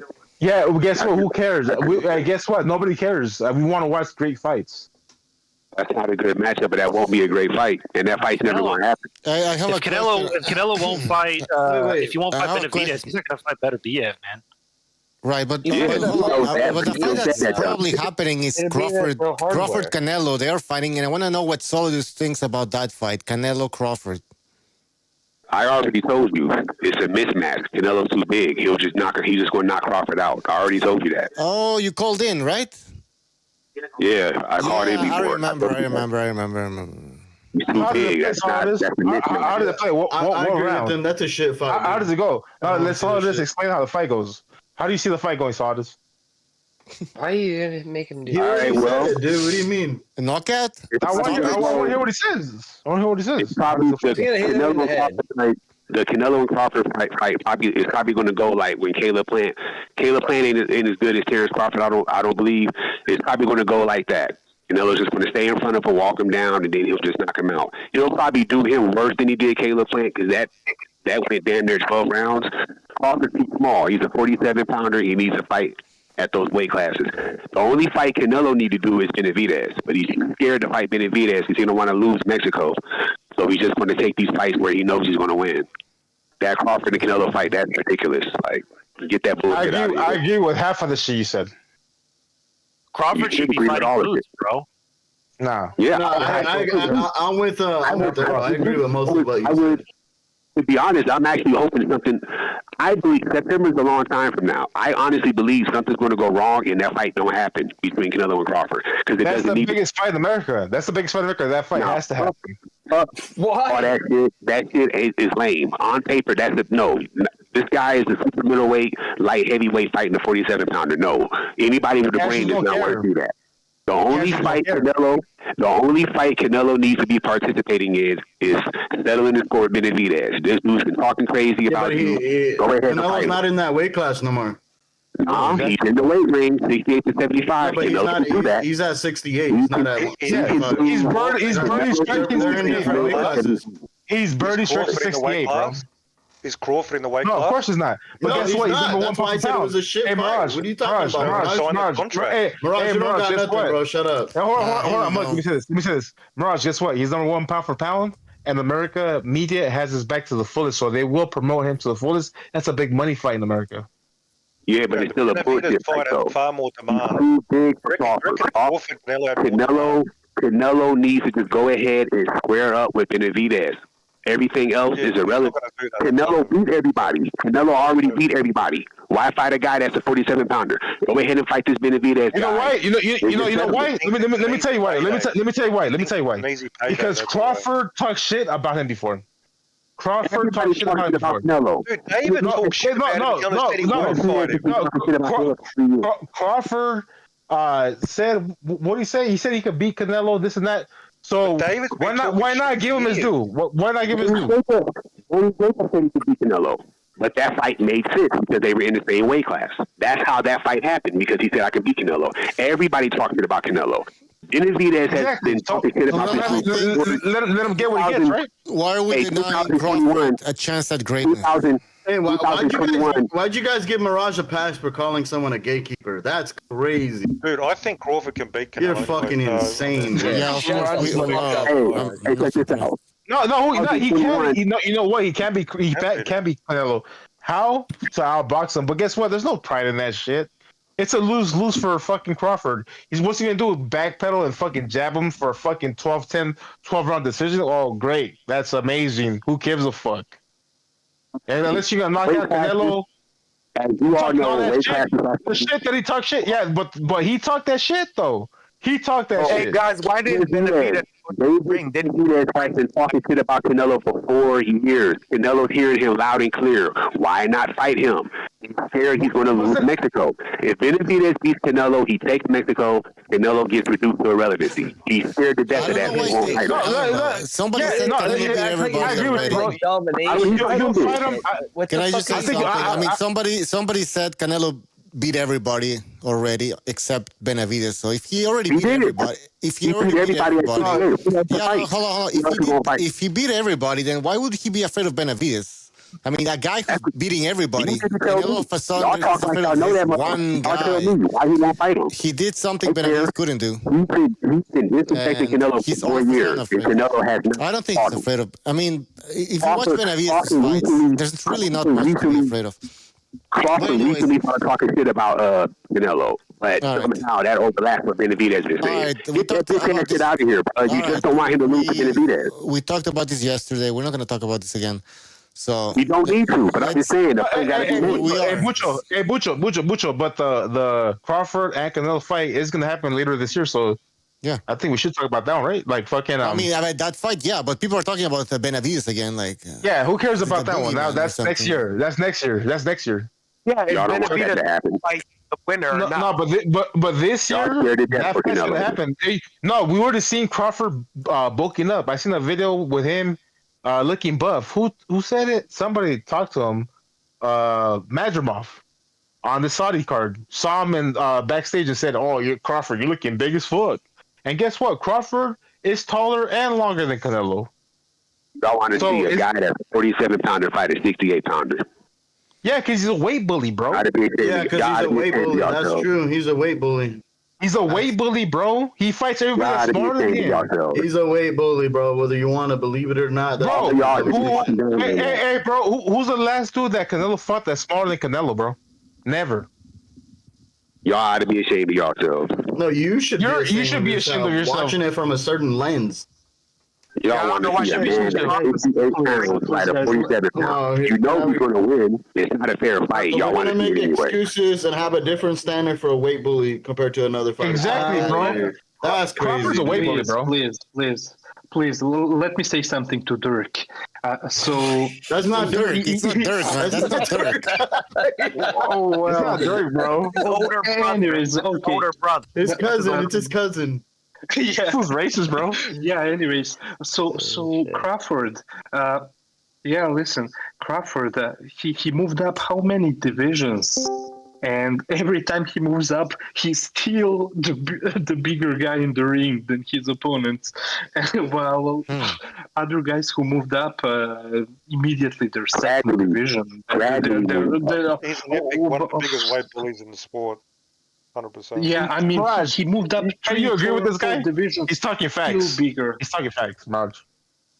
Yeah, what was that 135 against what's his name?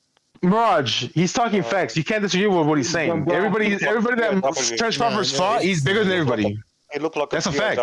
Maybe Spence. Well, that's a fact. Maybe Spence was. Gamboa. Maybe Brooke. Maybe Brooke. Three No. divisions bigger than Gamboa. Oh, Horn. What about Horn? I think he had the size of disadvantage there. No. I gotta rewatch it. So. No, Horn was smaller. When Canelo, I'm not talking about weight wise. I'm hold talking up. about like length, Real quick, height, real and reach. quick. I just found this shit out in the wild. I was scrolling through Twitter, and this guy posts Bivol, the man that defeated a god. The way they talk about this fucking dude is insane. Okay, well, I don't know, man. I don't know. All right, like, see, maybe this is the problem. Like, you have some really bad interactions with some of these people. On here right now, just like between us and the people talking here, that I don't think.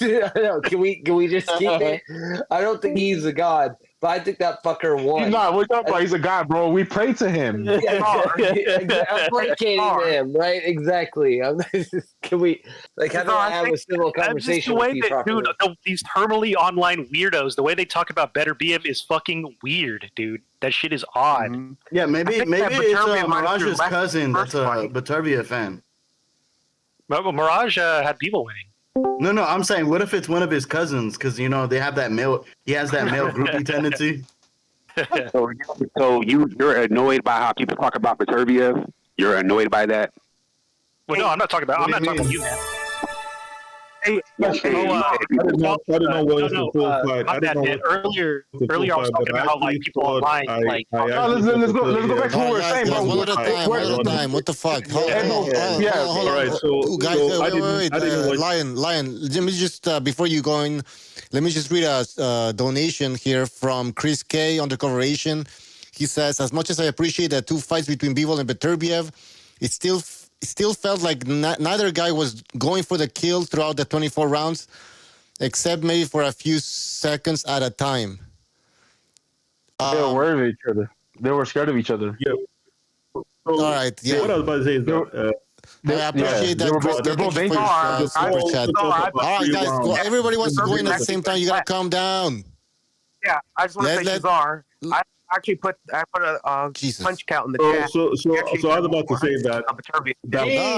All right, hold on. We're just trying to talk, guys. Jesus, you're all crazy today. Let's stop it. Yes, thank you. All right, let's go with the lawyer, Lion. Yes, Lion, go ahead. All right, so during the middle of the fight, Bivol took off about 3 rounds, and you saw that Beterbiev was pressing the action. So in this particular fight, I thought Beterbiev did better than he did in the last fight. However, I was rooting for Bivol to win. So therefore, I guess you could say it's almost poetic justice in a sense. And as far as Martin Bakoli and what occurred, you should leave short notice fights to MMA. Leave it to MMA, which is a new sport, and people who have MMA is not a new sport. I won't say desperation. Well, guess what? Boxing has been around since ancient Greece. How long has MMA been around? You need to stop with your misconceptions and just get to the point. Boxing has been around since ancient Greece. Anyway, yes. So leave the short notice fight to the new sport that's only been around. It's not a new sport. Just let him finish, man. Come on, bud. Just let him finish. Leave it to them, because you see exactly what happened to Martin Bakoli. It is not good for his record. This goes on his record. It is not a good thing. This is terrible, and could impact him as far as getting good fights in the future. And I blame the organizers because the organizers did not respect him enough to even put him on the card in the first place, which they should have done. You need to put the responsibility on the fighter. You need to put the responsibility on Beterbiev, bro. He took the fight, bro. He took the fight being all fat as fuck, not even training and shit. You can't blame everybody else other than him, bro. He took the fucking fight, bro. I don't think it's that big of a deal. Like, he lost, but it's like most people thought he was going to lose, and he stepped up. It's a huge deal. Yeah, but stop playing the victim card. Stop playing the victim card and like, oh, fucking everybody fucking is doing Bukoli wrong. No, Bukoli took the fight for money, bro. Yeah, he got Blame paid, him. bro. He got paid. Blame him. He's a fucking dumbass. He tried to get big fights, and they wouldn't let him. Nobody's gonna cry over his ass. Nobody's gonna cry over that shit, bro. They put him in a position where he felt desperate enough to take the fight. His stock didn't go down, man. It makes him look good. Like, yeah, he lost, but he's still like nobody else stepped up to fight. Makes it look terrible. That's and what it goes on his record. I don't think it's too much of a black guy, but I'll tell you this much. I think if he was like so much about boxing, he wouldn't have been like 315 pounds coming into that motherfucker. Yeah, that's on him. Hey, Quags, you took a payday, and that's he got paid. He got paid exactly. He wanted the money, so this is what you get. Nah, fuck out of here. That was a UK stoppage. Get out of here with this shit. Even they ate a whole damn line before. He got paid. He got paid how much for what? 5 minutes of work? I'd do exactly. that shit. More than all you motherfuckers. More than all of us and shit. Stop acting like he's a victim and shit. No, I'm not saying he's a victim. Like people making up bullshit. He's in Vegas right now. All He's I'm playing saying in Vegas. that was a UK stoppage. Is all I'm saying. Yeah, he's playing in Vegas. I'm not gonna cry with tears over his ass. He's still a top fighter. His corner As a matter of fact, I hope he dies. Damn. Matter of fact, I hope he dies. That's going a little too far there. As a matter of fact, I hope he dies, bro. I'm just fucking with you, bro. Yeah, remember, for the record, I wanted to say MMA is not new. Like Lion Legal said, it's been known as Veil Tudo and then Pancration. It's been known. Yeah. Greek. Pancration, Pancrease. It's been known for a very long time. Let's just put it that way. You know what Valley Tudo means? Yeah. Yes, it's Brazilian for anything goes. Anything goes. You know what the interpretation is in Spanish? Vale todo. You owe me money? Todo. Yeah. All right. Maybe one of y'all can inform me. What's the next card that y'all know of? The next VI season. Is there any information on that? I don't think we have one set up yet. No. The next mega card is the Shakur Stevenson card.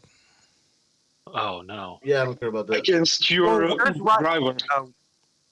What are the fights in that card? What you say? I mean, you can be fighting a plumber.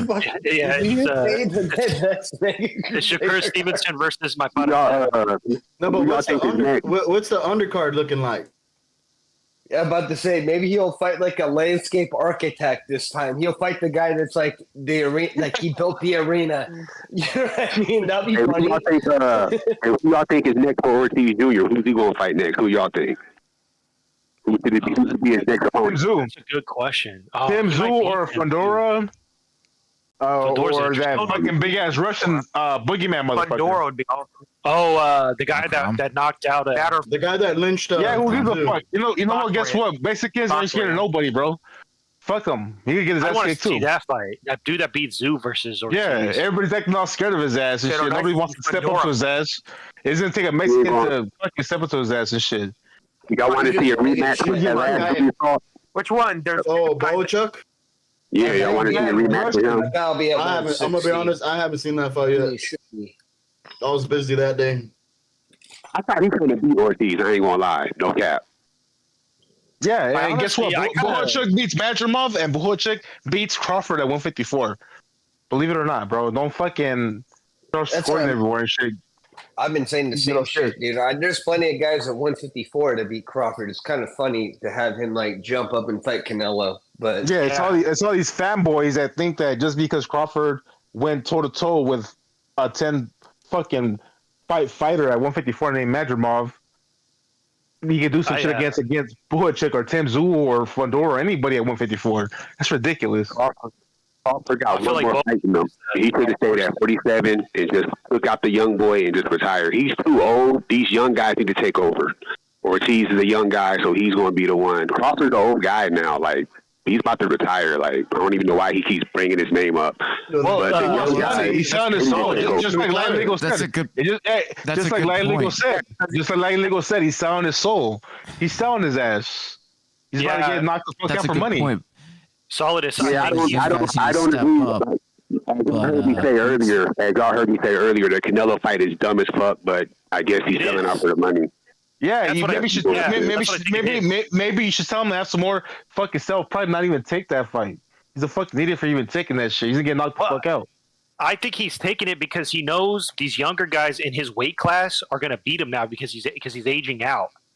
And if he loses, you can say that about anybody. You can say that about Canelo. He's aging out. The young guy's gonna beat him. And that's why Canelo is taking these bullshit fights, right? What I'm saying is more gracefully though. I like him though. What I'm saying, Solidus, is what I'm saying is I think it looks worse for him, and he probably makes less money if he loses to an up and comer in his weight class that nobody really knows about, right? But if he goes and fights the pound for pound number one, who makes the most money, he loses. He gets paid, but it makes him look like, oh, yeah, well, he went up. It's David versus Goliath, and he stepped up when nobody would. So it makes him look better, if that makes sense. I think that's why he's gunning for it. Now, that makes sense. That's how what it is. But all those guys are aging out, though. Canelo's aging out. Yeah. As y'all know, he don't want to fight who because he know that's the ass whooping. Crawford's aging out. That's what you said. It's a wrap. Yeah, that's these guys are old now. These guys are 34 and up. These guys are old. The young guys need to take over. Ortiz a young guy. Let him fight one of these other young guys. Let's talk about that. It's a new generation. Crawford is 40. You want this man to fight still. I agree with you, bro. It's a new generation. Leave that alone. Then you keep saying that black Mexican shit. Man, fuck that black Mexican shit. Nobody care about that. Don't nobody care about it, bro. Don't nobody give a fuck if you want Mexicans to outdo blacks. It ain't really going to happen, so don't nobody care. You can say that shit all you want. It will happen, and it already has happened. No, it hasn't. The biggest black versus Mexican fight, the biggest black versus Mexican fight of all time. Black boxing is dead, bro. You got Jamel Jamar looking like bitches. That's on him. You know, as a whole, black fighters is on point. The best. They're all looking like bitches. Take the one to fight nobody. Don't want to fight nobody. Not looking very good right now. The biggest black versus Mexican fight of all time already happened. You know who won. There's nothing you can say. Let me guess. Floyd versus Canelo. Where Floyd was 36 and Canelo was 42 years old. Oh, wow. He had 42 wins and 30 knockouts. That's an experienced fighter. All right. Listen. Just let Solidus. I thought he was going to say Chavez. Okay, so blacks are better than Mexicans. That's it. Let me say this. This is America. Black fighters are better boxers. Mexican fighters are more entertaining. But all this, because Mexicans are y'all are the only boxers. Listen, black boxers don't like to engage. The black fighters are the best boxers. Y'all, Mexican fighters, you guys are very entertaining. Okay, that's cool. I like watching y'all. A lot of Mexican fighters don't care of. But when it comes to the sweet science of boxing, y'all can't fuck with us. You're a scientist? You're a scientist? Huh? You're a scientist, bro. Yo, you know science? No. I know boxing. I know boxing. Muay Thai's not boxing. You just fucked up, dude. Muay Thai's not boxing. Mexican boxer right now. Yeah, you're full of shit. You're full of shit. You're full of shit, bro. Can you answer my question? Name a Mexican fighter right now that's better than any top level black fighter. Canelo better than Jamel. Muay Thai fighter in boxing, bro. No Canelo, because I act like Canelo could be on tape caught stealing, and you always swear it wasn't him. Besides Canelo, so he's not Mexican. Oh, we need to make an fighter that's as good as a black fighter. Oh, we need to make an exception. He's not Mexican. Canelo doesn't count, so he doesn't count, bro. He's not Mexican. All right.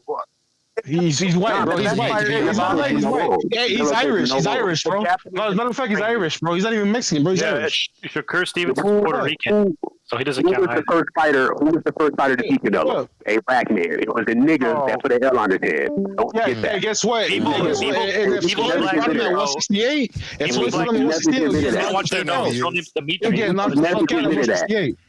He can never, no matter how many times you watch, no matter how many times Canelo watches face, he can never watch that L off his head. That is nigga. African American fighters are the best. All right, they're the best. They're the best. Who taught him how to fight? They're the best, bro. It just fell out of the fucking sky. All right, I agree with Bucho. They're the best. Yeah, exactly. Yeah, guys, that keeps us TOS safe. All right, let's talk about something else. Jesus, let's talk about something else. I know, bro. All right, Solius, I just said blacks are the best of all time. All right. Stop on for his Jesus. Yeah, all that bullshit he's saying. Solius, you said nobody cares about this race stuff, but you're the one that keeps on talking about it. I don't understand. We're the best. We're the best. You bring it up indirectly or directly. It's fucking crazy. I know, but nobody agrees with you. You have the shittiest style. Nobody likes it, and then you come on here and you try to shove it down our face. What do you want us to tell you at this point? He wants us to say that Mexicans, that blacks are the best fighters. No, Craigs. I'll tell you what he wants us to say. He wants us to say that blacks are the greatest fighters of all time. There'll be anybody of any race of all time, and that's it. Just keep it at that. Just bow down to all black fighters. They're all the best. They could kick ass. They could win by decision. They could win by knockout. They're the best fighters of all time. That's what he wants. Well, no, they're not boring. Right? Shakur's not boring. Shakur's not boring. I can't say Shakur's boring. Is that what you want? Guys writing on boxing. Let's call this response. I was talking to Sardis. Sardis, respond, bro. Is that what you want? I'm asking you a question. Can you answer my question? We're talking about Ortiz and Madrima. This man came out of nowhere and said the only reason I'm giving Crawford credit is because he's black. What type of bullshit is that? Nobody ever said that, bro. Bro, you're fucking warped in your mind, bro. You're thinking everybody's racist. Nobody's fucking racist, bro. You're racist. I ain't flat out call him racist, but that shit was weird that he would say that. I'm talking about Madrima and Ortiz. This man said the only reason why I gave Crawford credit for beating Madrima is because he's black. I didn't say that. He just out of the blue said that. Yeah, but I think Solius, I think he was trolling you because yesterday you were here and you said that. You said that. Hold on. Yesterday you said that the reason why some people didn't like Shakur was because he was black. So you said that yesterday. But so no, it's it's understandable that somebody's gonna show up today and troll you and say that. Well, the reason why. They're saying that Badrimov was not that good, and just to shit on Crawford because Crawford's black. So, yeah, that's pretty much out of his own mouth. Yeah, he just said Crawford. I'm only supporting him because he's black. Why would that be the case? He was trolling you, just like you were trolling yesterday. I sat here and gave Ortiz credit. He's Mexican. Showed him love, saluted him, and he said I was racist. You're biased. But anyways, bullshit, dude. Yeah, who cares? Who cares what he says? Yeah, who cares? Who gives him that much time anyways? What else can we talk about? Well, I mean, let's talk about that's all the fights that happened, bro. Yeah. I mean, hey Bucho, honestly, hold on, let me say this. Hey Bucho, honestly, I'm surprised that you really had Bivol winning the fight. I did. I'm not the only one. But I didn't score it. So I had Bivol winning the fight too. The first fight, I had him winning. Hey Bucho, that's crazy, bro. Did Benavidez step into the ring after or no? Was he even there? No, he didn't. Was he even at Saudi Arabia? He was there. He was there? He was there, yeah. Okay, I didn't see him. Yeah. But did he step into the ring or not? No. That fool gonna fight shit, bro. Yeah. He's a hot job. I think we're gonna have a third fight. So I don't know what Benavidez is gonna do now because supposedly he wanted to fight the winner. Or that was Kellen Smith. He's gonna fight Kellen Smith. No, it's true. That's a possibility. Beats him. Kellen Smith beats him? No, what if Canelo won right now? Does that interrupt everything? No. Turkey has too much money. Turkey has too much money behind that shit. But so you think Turkey hates making money? You think people that have that much money hate the idea? He doesn't care about making money. He doesn't care about making money. So what the fuck is he doing right now? He just wants to control boxing. He's a fan. Yeah, exactly. Yeah, he's an egomaniac. That sounds insane to me. That doesn't make sense. Hey, everyone has a motive. That would be a fight that makes sense. Benavidez and Billy. That would make sense. Benavidez and Billy. He won't do it. Oh wait, and Billy said I want to see Benavidez. No. What I'm talking about? Yeah, who said 175 then? I don't even know. Well, Benavidez is over there. Benavidez is the 175. I want to see Benavidez fucking Bivol. Who can he fight? Bivol. I'm saying if Bivol and Beterbiev have a third fight, they're locked in. So what's left for Benavidez? Yard, he can fight Yard. Callum Smith. Callum Smith, Yard, Boatsy. Yeah, he can fight Boatsy, Smith, Yard. Smith makes sense. Nah, but that's bitch ass shit. That's bitch ass shit. That's why we can't give Benavidez a pass. That's why I keep telling you that's Ecuadorian fucking his negotiating tactics. He's acting like a fucking Ecuadorian, bro. If you're a real Mexican, bro, fight fucking Beterbiev or fight Bivol. Stop acting like a bitch. Stop acting like a fucking bitch. Homie, you're the top. You're the Mexican monster, right? Then fight fucking Beterbiev, fool. Stop being a bitch. Fight fucking Bivol. You already know he's acting like a bitch. Your name Beterbiev. I know that. I said it. He's acting like a bitch. He's acting like the typical PBC fighter. Let's just be real here. Bitch. That's true. Yeah, and I think Benavidez should fight Bivol and Canelo should fight Beterbiev. Like if he moved up to light heavyweight, then why not fight the top guys? There's no reason to move up to him. And he says he wants them, but then he doesn't. His actions don't match his words. Yeah, because he's Ecuadorian. He's Ecuadorian. He's a fucking shifter. He's a fucking he's a shady ass fool. They're shady when it comes to negotiation tactics. You've seen it when they remember when he fucking told Canelo, "Oh, I'll only fight you on PBC when you're the B side." You're acting like an Ecuadorian, homie. You're not acting like a real Mexican. What about when Canelo was offered $50 million to fight him and he said no? What about that? No, he's acting like a fucking bitch ass Ecuadorian fool. You're not acting like a real Mexican, bro. A real Mexican will fucking go into your place and fuck your shit up. I agree. So why is not Canelo doing that? No, that's up to Benavidez, bro, because Canelo's already established. So when they offered Canelo $50 million to fight Benavidez, all he had to do was agree to it and the fight would have been set up. Why he didn't do that? Show us the proof. Wait. That's a lot of money. Wait, wasn't that the time when he wanted the TV rights? Right before he about to fight Mia, he was in negotiations for that. They wanted him to fight. Why are you gonna forget about the TV rights, bro? Ain't no bro. Did you miss that shit? I know you seen that shit, bro. Fucking Benavidez said the only way I'll fight Canelo is if I have the pay-per-view rights in America.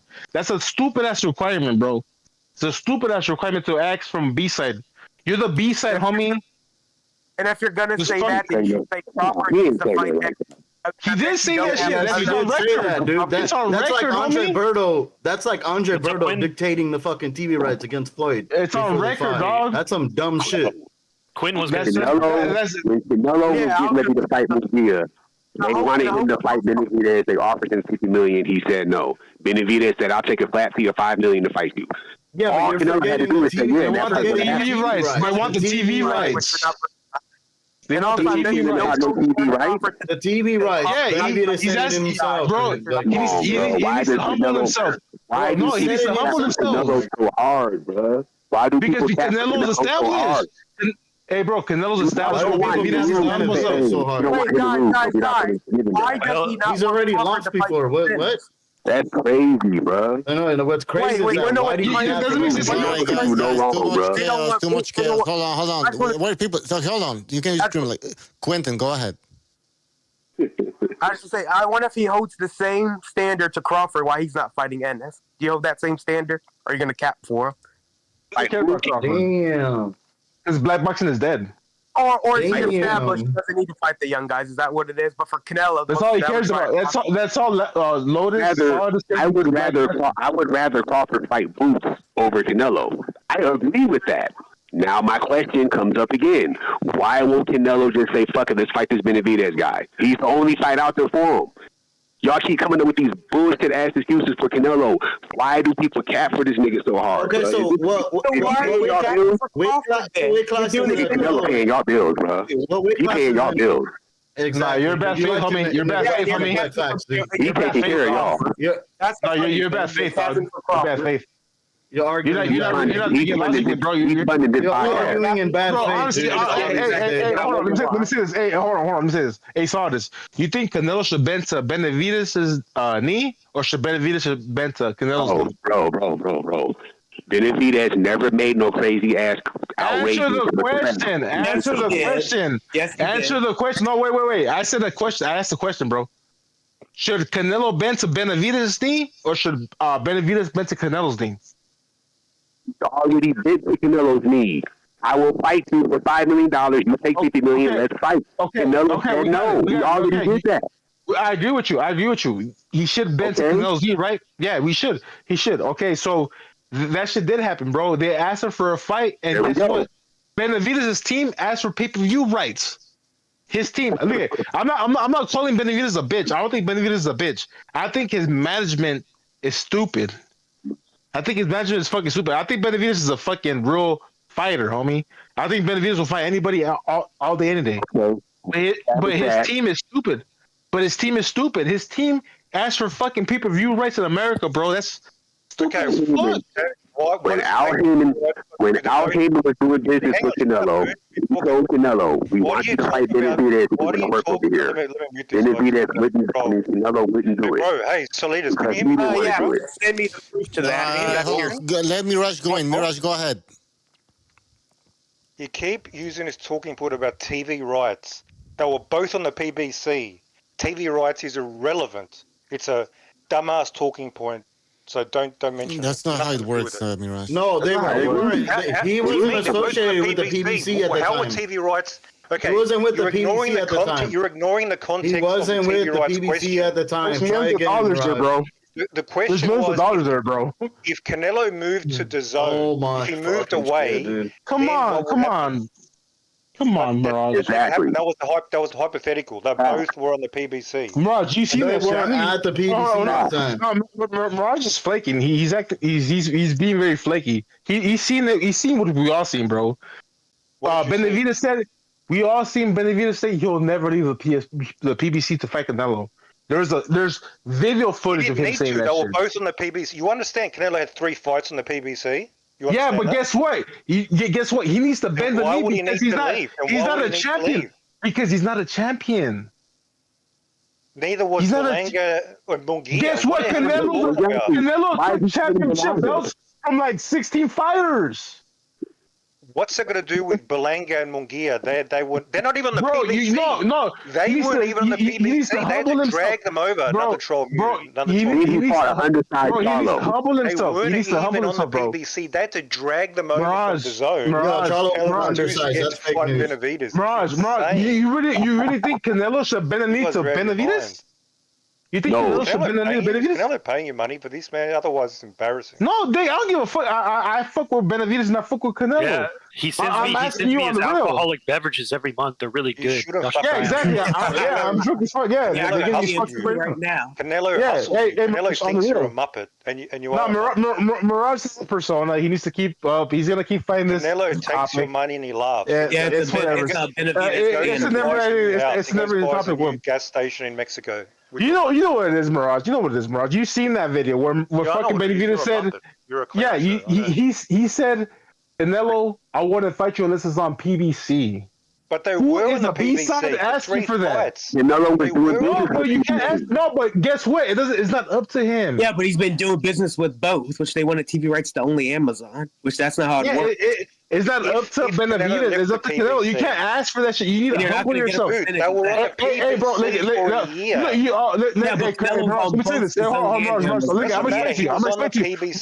Yeah, but you're not going to get TV rights to the B-side. Hey, Shazar, let me say this. I'm gonna explain to Mirage. Let me say the way Benavidez will get the fight is if he said, "Okay, you're in that fucking network. I'll fight you in that network." Okay, and guess what? It's all on Canelo. They were on the network. They're on the PBC. It never happened. That never happened. Never did Benavidez say, "I will fight you and with all your stipulations." Never did Benavidez say that shit. There were no stipulations at all. Are you aware? Stipulations. Never both did on any the decision. PBC. No, but that's the Mexican Canelo style, fought though. Charlo on the PBC. No, bro, because He fought you Munguia need on to the understand PBC. the way He fought Canelo Berlanga on the understands. PBC. He needs to What are humble you himself talking because about? he needs to humble himself because he didn't work his way up, bro. He didn't work his way. He didn't put in Berlanga the and work. Munguia worked the way He didn't up. put in the work. He didn't put in the Did work, Berlanga bro. and Munguia put in Did more Canelo? work? Did Canelo put in the work? No. Did Berlanga and Munguia put in No, more work? I'm Yes or asking no? you. Did Canelo put in I more already work than asked you. Beterbiev? Sorry. Don't bitch out. Don't bitch out. Don't duck. He ain't gonna answer that, bro. No. I'll I'll tell you, Mirage is bad faith. I'm just doing this shit for entertainment and shit. But we all know what it is and shit. Like, You're literally a deranged Canelo bro, fan. come on, bro. This is ridiculous, bro. They all Yeah, deranged he needed to tell him. He needed to tell him, like, hey, check it out, bro. I want to fight you. Check it out. Whatever you say goes. You're the fucking cash cow, bro. What the fuck? He's bigger than Anthony Joshua, you bitch ass fool. He's bigger than fucking Fury. He's bigger than Usyk. He's bigger than all them bitch ass fools. These dudes subsidize damn fights. Canelo, guess what? Makes money for boxing, you dumbass. So guess what? Fucking humble yourself. You don't want to fight him because you know you're gonna lose. Guess what? No, wait. Guess what? Humble yourself and kick his ass. Guess what? Okay. Guess what? You get $10 million, $50 million. Guess what? Give me $1 million or $2 million. I'll kick your ass. That's a real fighter. And I'll whoop your ass. Isn't Skull a world champion? He's got the belt. Yeah. Yes. It's for undisputed. Yes, it is. Well, people shouldn't be complaining about this fight then.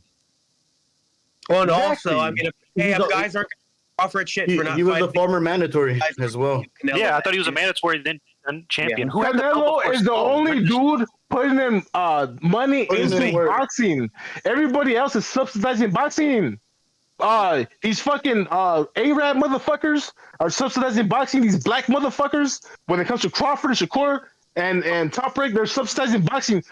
Canelo is the only dude pumping money into boxing, so fucking pay respect to where it's due, you dumb motherfucker. Hey, I have a question. Do you guys care that Crawford's not fighting the younger guys? What do you guys think about that? Do you guys care about that? I think he should fight Boots, but I think he's not fighting Boots because Boots beats him. Okay. All right, solid. What do you think? You think Boots is good to beat Crawford? At this moment in time, what do you think about him not fighting younger guys? Crawford in his bag with watch too. But what do you think about Crawford not fighting? Crawford against Say your shit, Mirage. Talk your shit. I mean, if you're going to give Crawford a pass, you should give Canelo a pass. That's how I see it. Yeah, talk your shit, Mirage. I'm not sure if Crawford loses to Boots. In fact, I was picking Crawford to win over Boots, but however, I think that he doesn't want that fight. He wants to cash out.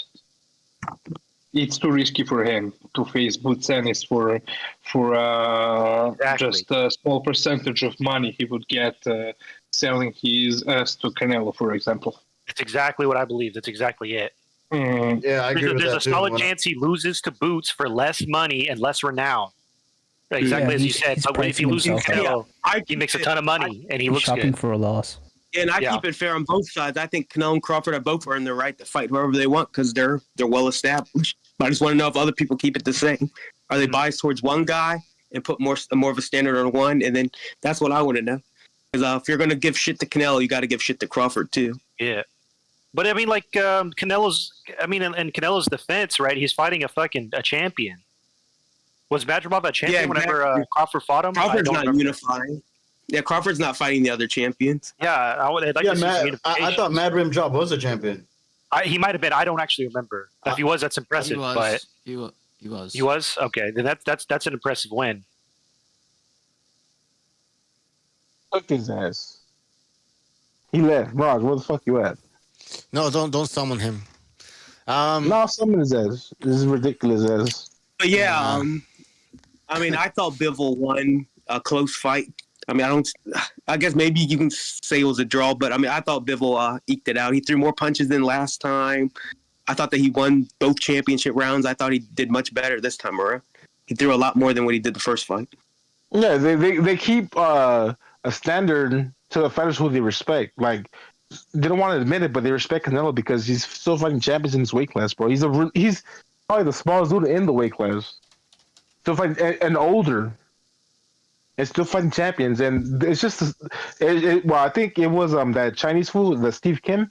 He said you see how people respect fighters by the boundary they hold them at, like the standard they hold them in. Everybody holds Canelo at this high ass standard because everybody respects him, even though they don't want to admit it. Please believe this fool fucking Solidus will never admit it.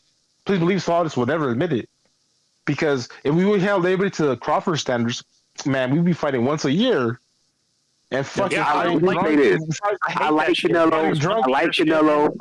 There's some shit he did that is not agreeable. Like what? He had the legit challenge in Benavidez. He's supposed to be the face of boxing. Any other face of boxing would just took that challenge. He's not doing it. Then y'all talk all this shit about Tank and he avoiding fighters. Canelo doing the same shit with Benavidez. But Canelo once again has an established resume. He's doing the same bullshit. Tank could have fought before like 6 fights ago. That's a very bad analogy. Could have fought he's in his prime. He's not fighting anybody. That in the third. Stop trying to make man. You're not crazy. If you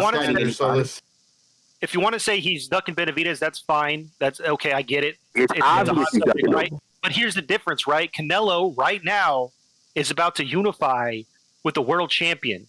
Tank Davis is fighting a featherweight. Yeah, he's never unified in what I'm saying is he's fighting with the IBS back. Stop making it. You got different standards for different fighters. You have different standards. Where are fighters from? You have different standards. When Canelo had all the belts, he had an opportunity to defend him against Benavidez, and he did not do it. Y'all got no smoke for that. He's fighting with the belt back. So why didn't he mandate the fight? Benavidez never offered Why didn't he mandate the fight?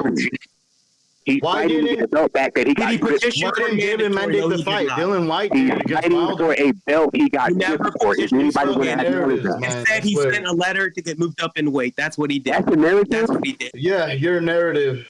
Is he not fighting for a belt he got stripped for right now? This William Cole guy? Did he not get stripped for that IBS belt? Yes or no?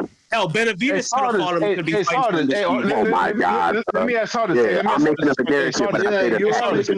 Yeah, well, you're Let me ask you a question. Hey, Solidus, man. Do you respect Canelo as a fighter? Hey, let me ask guys, one at a fucking time. One at a time. Let me ask you. Mexican fight, I respect it. SBA. Okay, yeah. Let me say this, bro. Hey, Solidus, do you respect Canelo as a fighter? I just sat here and said a million times he's an all-time great and a legend. So that would mean I do. So do you think that is the way he moves, he gets more leeway than any of these other dudes that are champions?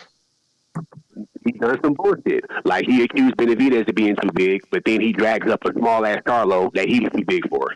He did First of all, That's some whole ass shit. How was that? You just said being a weight bully isn't a whole ass shit. What? Being a weight bully isn't whole ass shit.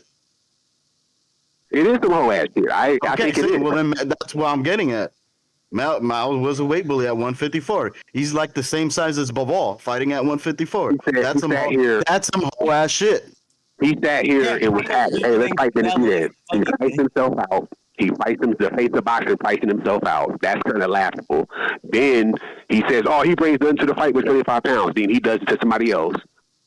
Then he fights old-ass Triple G for the third time. He had to come up to 68 to fight him. That was kind of a gimme.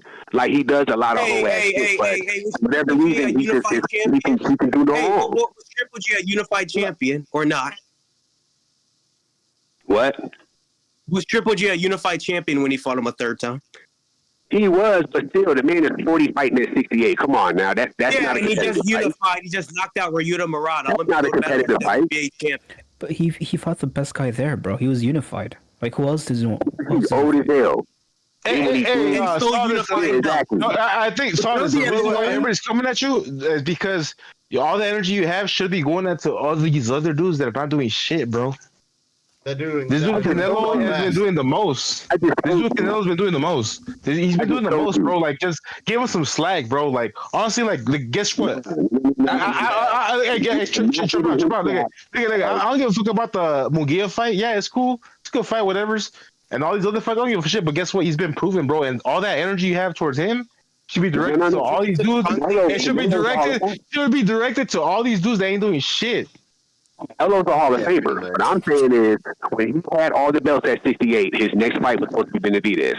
I find that very strange. Yeah, but hey, guess what? Hey, bro. Let me tell you this, bro. All that shit, get that shit out of your head, bro. Your focus should be on all the other divisions where these dudes ain't doing shit.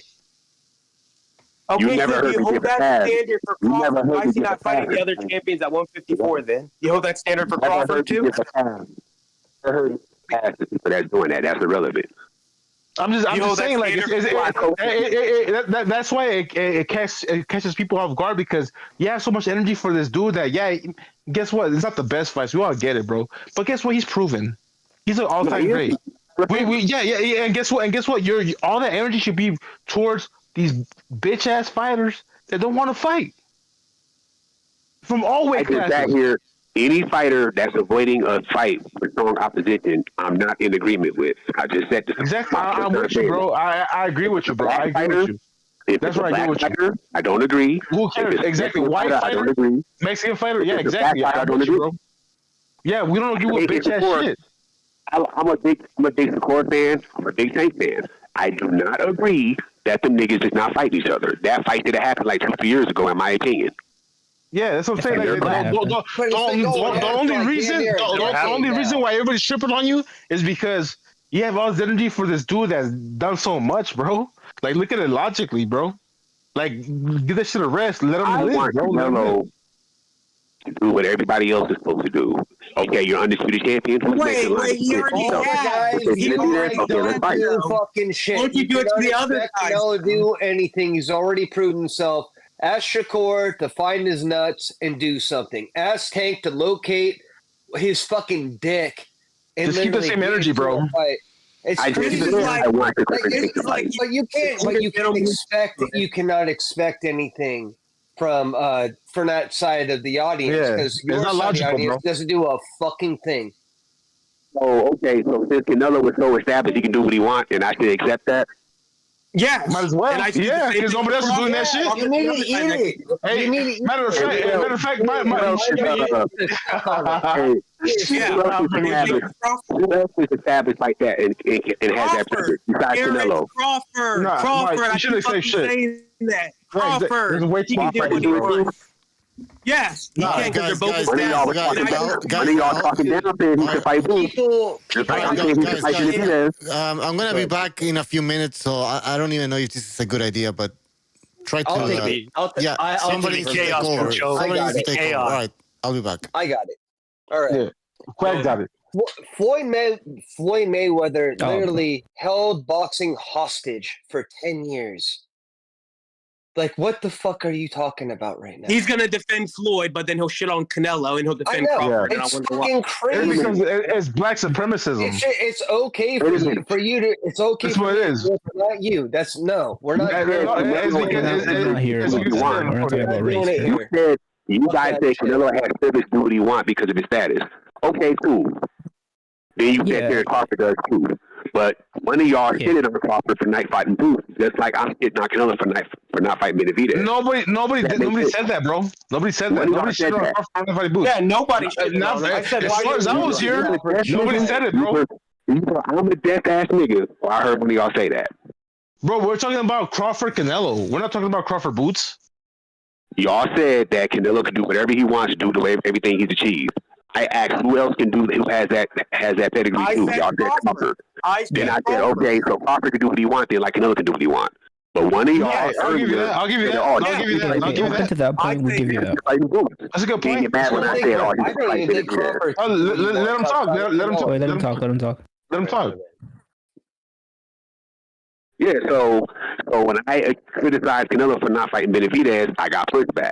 But one of y'all criticized Crawford for fighting Boots. And I agree. I would like to see Crawford fight Boots. I think Crawford will beat him. Crawford in his bag will beat Boots. I agree with that. Why y'all ain't just simply agreeing with me saying he should fight Benavidez? Because when Canelo was unified, that's what should have been the fight. I think we all think he should fight Benavidez. Bro, did you hear me? Hey, bro, look at why did you hear me not earlier say that he should fight Beterbiev, who's a better fighter than Benavidez? The rest of the panel did. He said it's an easy fight. Let me ask you this, bro. Do you think that Beterbiev is a better fighter than Benavidez? I like Benavidez a little bit better. Okay, so that's your personal opinion, right? No, that's his personal opinion. Let him have it, bro. Let him have it. So I've been told you since I've been on this bitch. I want to see Canelo fight Beterbiev, homie. The rest of the panel was the ones that I was mainly arguing. Nobody's arguing that shit, bro. It's on your head, bro. Who's arguing it? You're tripping, bro. Who's arguing? Just say they're arguing that. Yeah, exactly. But you're just tripping, bro. Like fucking nobody's arguing that shit, bro. You want to see the best fights. We all want to see the best fights, bro. Bro, why would I call little ass Canelo against Beterbiev? Kind of frustrating. The criticism for Canelo is not loud enough on that. That's what's frustrating about it. Bro, how can it be loud enough against Beterbiev? Beterbiev is a knockout artist at 175. How much louder can it be? I don't. But the thing about that though is, I don't think Canelo would be interested in going up to 75 to fight him. And I was calling it out. But you can't say that we're downplaying it or we're protecting Canelo or we're Canelo fanboys. When I just told you I'm a Canelo fan and I want to see Canelo fight Beterbiev, bro. Who do you think will win if they were to fight? I don't know, bro. That's why I want to see the fight. I think Beterbiev wins that. Who cares? Yeah, who cares? He might get fucked up. And guess what? Who cares? If he puts up a good fight, then you'll still have fans afterwards. You think he puts up a good fight? In a possible matchup between Canelo and Beterbiev, do you think Canelo could at least drop Beterbiev? I don't know, bro. I don't know, bro. I mean, I want to see it. He's been hurt by worse opponents. Yeah, he's been. That's what I'm curious about. Because if I remember correctly, Bivol said Canelo punches harder than Beterbiev does. Mm-hmm. Yeah, he did say that. Nah, Canelo top three. Canelo top three in hardest punching. Canelo will break your jaw with one punch. So he wasn't lying. Yeah, I feel like Canelo would get outworked. He's got a great chin, but is it good enough to hold up against a Let's see it happen. You know what? That proves his greatness. Go up in weight, they just punch harder. Just proving the point that it's a 50-50 If he dies, he dies, bro. Yeah. If he dies, he doesn't just I agree with that. Heavyweight, he punches hard in general. Yeah. So he's both cruiserweight hard. Yeah. Lynch or get Lynch. I agree with it. Let him fight. Yeah. Fuck yeah. All I want to say is this: Canelo's a legend. Mm-hmm. I would just like, because y'all probably, I don't know how y'all feel about this, but I feel like boxing is for young guys. Canelo's kind of older now. I'd rather him do one more fight and call it a career. I don't want to see him 36, 37 years old still fighting. Me personally, I think the last fight, he should go ahead and just do the Benavidez fight and just ride off into the sunset. That's all. That might be his last fight. I heard rumors that supposedly they're looking at that shit as Canelo's last fight. That's what I've seen throughout the internet. I've heard that that's Canelo's swan song and shit, like that Benavidez fight to send him off into retirement. Yeah, because like I said, as far as like just Canelo individually, he's an all-time great. Probably the second best Mexican fighter of all time. I want to say Chavez #1. That could be. Teofimo, Shakur, Ryan, don't look at. Tuck all that shit you guys want. Ryan Garcia's the only dude with balls to fight the only dudes in his fucking. Check this out. He fought Tank. He fought Devin Haney. So put some respect on his name, bro. Put some respect on his name. Even though Ryan said some bullshit, I ain't gonna lie. Mm-hmm. I actually respect Ryan because what you just said is facts. He's willing to fight anybody. He fought Haney. He's going to fight him again, from what I'm hearing. He was kind of Teofimo, but Teofimo backed out. He fought Tank. Got his ass whooped, but he fought him. Yeah, he's about that. Well, yeah, with a hydration clause. You know about that shit, right? You know about that shit, right? Yeah, the dehydration clause. I don't like that. He got in the ring to fight him. The dehydration clause and then the mole in the calf. He got in the ring to fight him. Let's just leave it at that. Yeah, but tell me that didn't bitch ass shit from Tank. Tell me that didn't bitch ass shit from Tank. You think that's bitch ass shit from Tank? He accepted the terms and he got in the ring. Come on, bro. That's what I'm saying. Shit from Tank, bro. That's why you can't. You gotta hold him accountable, homie. That's bitch ass shit from Tank, homie. Whole ass shit. Quote unquote. That's bitch ass. No, that's bitch ass shit. That's bitch ass shit from Tank, homie. You gotta hold that fool accountable, bro. You over here making excuses for his ass, bro. hold him. Yes or no? Bro, you gotta hold the fool accountable, bro. Stop. Does he have any accountability? He agreed to it and got in the ring. Does he have any accountability? Plain Tank. Yeah, I get it. Yeah, he signed the contract. Yeah, that's on him, dumbass. Can we just go off of that? Yeah, it is what it is. Guess what? It doesn't change the fact that Tank's a bitch. Is that too much to ask? It doesn't. You think it changes the fact that Tank's a bitch for doing that shit? If Tank is a bitch for doing that, Ryan is a dumb bitch for signing that. Oh, come on, bro. Just say it, bro. Just say it. Just say Tank's a bitch for doing that shit. No, I saw this. Come on, bro. Hey, bro, that's what we can't relate. That's what we can't relate. That's what we can't relate, bro, because you don't take accountability for your fighters, bro. You gotta. That's what we can't relate, bro. Guess what? It makes you do that shit. I'll call that shit out, bro. You can't do the same. Don't say that shit. But Ryan is a dumbass bitch. Hey, saw this. Call it out, bro. Tell me that ain't bitch ass shit from Tank. Just say it, bro. It's the real. He's not gonna say it. It was the rehydration thing with us. Tell me, but I can't be mad about that because he agreed to fight him. Oh, you're brainwashed, bro. You're brainwashed, bro. I could just say Canelo's a bitch for fighting the guy that's 54, bringing him up to 68. Yeah. That was some bitch like this. He could have fought guys that were 468 at that time. Hey, Sardis, say that was, right? Say, yeah, I'll give you that. That is bitch ass shit, right? Okay, there we go. Okay, wait, Sardis. But just say it takes a bitch ass for doing that shit. I ain't got to say that. That's why we can't relate, bro. That's why we can't relate, bro. That's why we can't relate, bro. That's why we can't relate, bro. You holding motherfuckers protective custody, homie.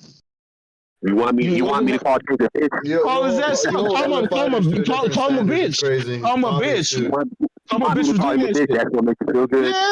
Yeah, exactly. Yeah, do it, bro. Please. And he's pretty much do it for me, homie. No, do it for yourself, homie. I think if Tank were to fight Shakur, that it would not be a foregone conclusion. It could go either way. The problem is Tank's not going to take it. So shit. Why are we talking about him?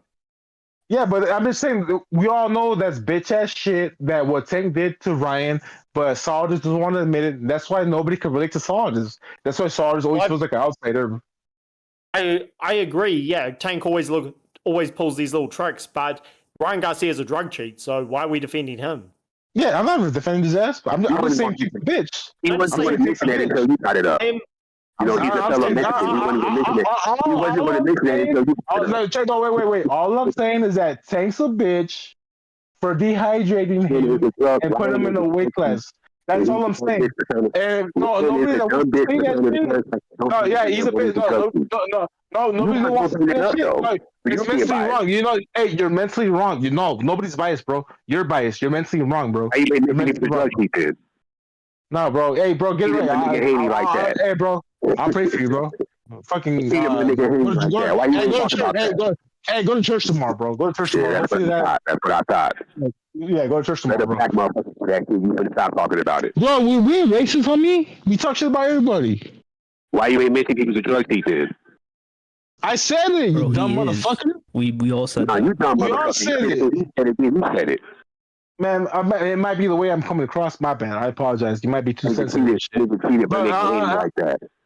I'm just saying that fucking Tank's a bitch. You can't agree with that? You think Tank's a bitch?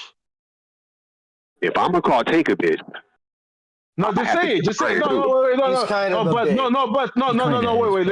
Let him say it. Let him say it. Just go ahead and say it, bro. No buts, no if, no nothing else. Nah, that's not how I operate. You stay by the code, bro. Hey, that's why I do what I do, bro. That's why I'm Mexican supremacist #1, homie. That's why that's fine. You can't fuck me, bro. You can do that. Because dudes like you know what? Guess what? Hey, guess what? There's a lot of dudes like you, bro. And they all infect the white TBC all over the place. There's like 100,000 you motherfuckers. All do the same shit. They can't call shit for what it is. I can't control anybody but myself. That's why nobody fucks with you, bro.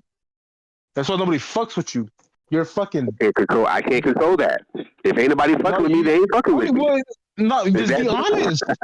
Just be honest, bro. Just say things again. What he's saying is that you're lacking intellectual honesty, and it's integrity. Integrity is clear as that, dude. You hold a fighter. You will hold a fighter to another fighter to a different standard. By the black fighter.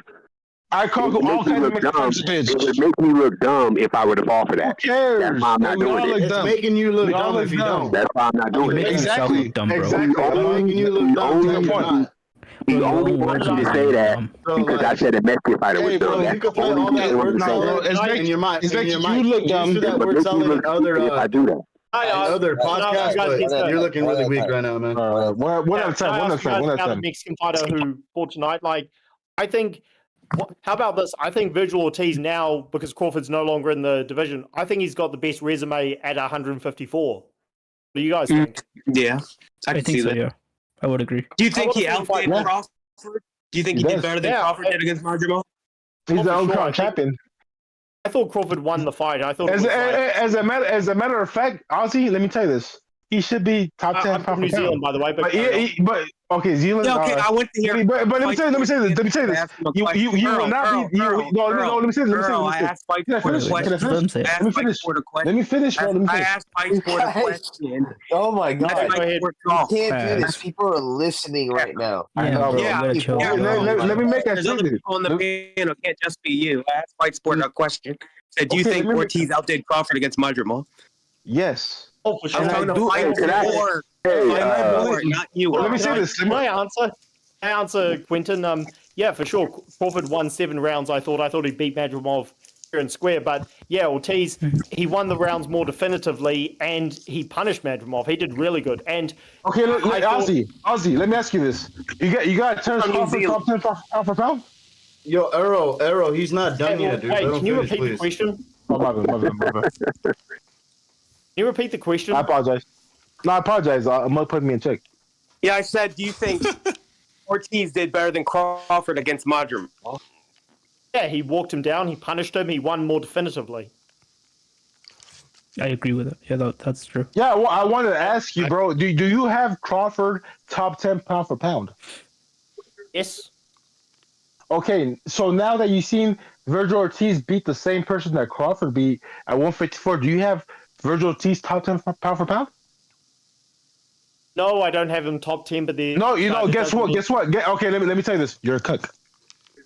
Whoa! You are a punk. What the fuck are we doing right now? You are a punk. You are a complete punk. Can I ask the Mexican? Can I ask him I could debunk that shit in a heartbeat, but it's not my panel, so I don't know if anybody else wants to. The world's full of cucks. You're a black fighter. You do all this. You're top 10 pound for pound. You're Mexican. You do something. You ain't shit. Guess what? You're a fucking cuck. I never said that, you dumb punk. You don't shut up boxing. All right. Can I ask the Mexican gentleman something that's off topic? Yeah, Earl, you're acting really tough over the internet. Like, I don't think. All right. I'll act real tough over in the next stream. Go to the next stream. Go. I'll bet you there. Hey, you would not be saying this. Okay, go over there. I think. Hey, can I ask the Mexican guy a question that's off topic, real quick? What's up, bro? Go ahead. I'll ask you. Go ahead. Which one? You get one. Though. Go. The one that I was talking with. You gotta say his Earl. Earl, bro. Yeah, I think that's what it is. Yeah. What's up? Do you have a sister? Do I have what? Do you have a sister? Like, I want to ask you a question that's off topic, not related to boxing. I do. Yeah. Okay, I'm black, right?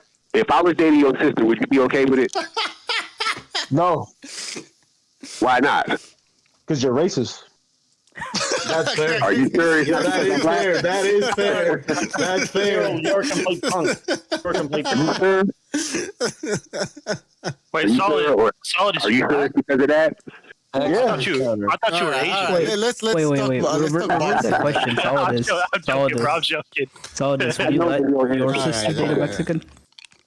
I don't know how this. You don't want We're talking about cooking and sisters and all this other shit. There's a question for the whole live. Wait, let him answer. Let him answer. It's all this. Would you date your sister? Would you let your No, I wouldn't. I don't have a sister, but no, I wouldn't. Okay. I've got a question for the panel. Do you guys think that Bivol won the fight? I think it should have been a draw. I think Bivol had a draw too. I think Bivol I had a draw or I didn't win. want to see a trilogy, but it looks like we're going to get it. I don't really. Fight sport. I don't think he's going to take the rematch, the trilogy. I don't think Beterbiev wants it. These these Caucasians, they tend to be sore losers. When they lose, they get pissed off. Why are you getting all racist? The Euro lovers are going to come out. I'm talking Caucasian. I'm going to call you Shazam now, dude. Hold up. You guys call me racist. When I say Caucasians, I'm talking people from the caucus. I'm not talking white people. Right. Okay. The I don't give a fuck who you're talking about. I just think We went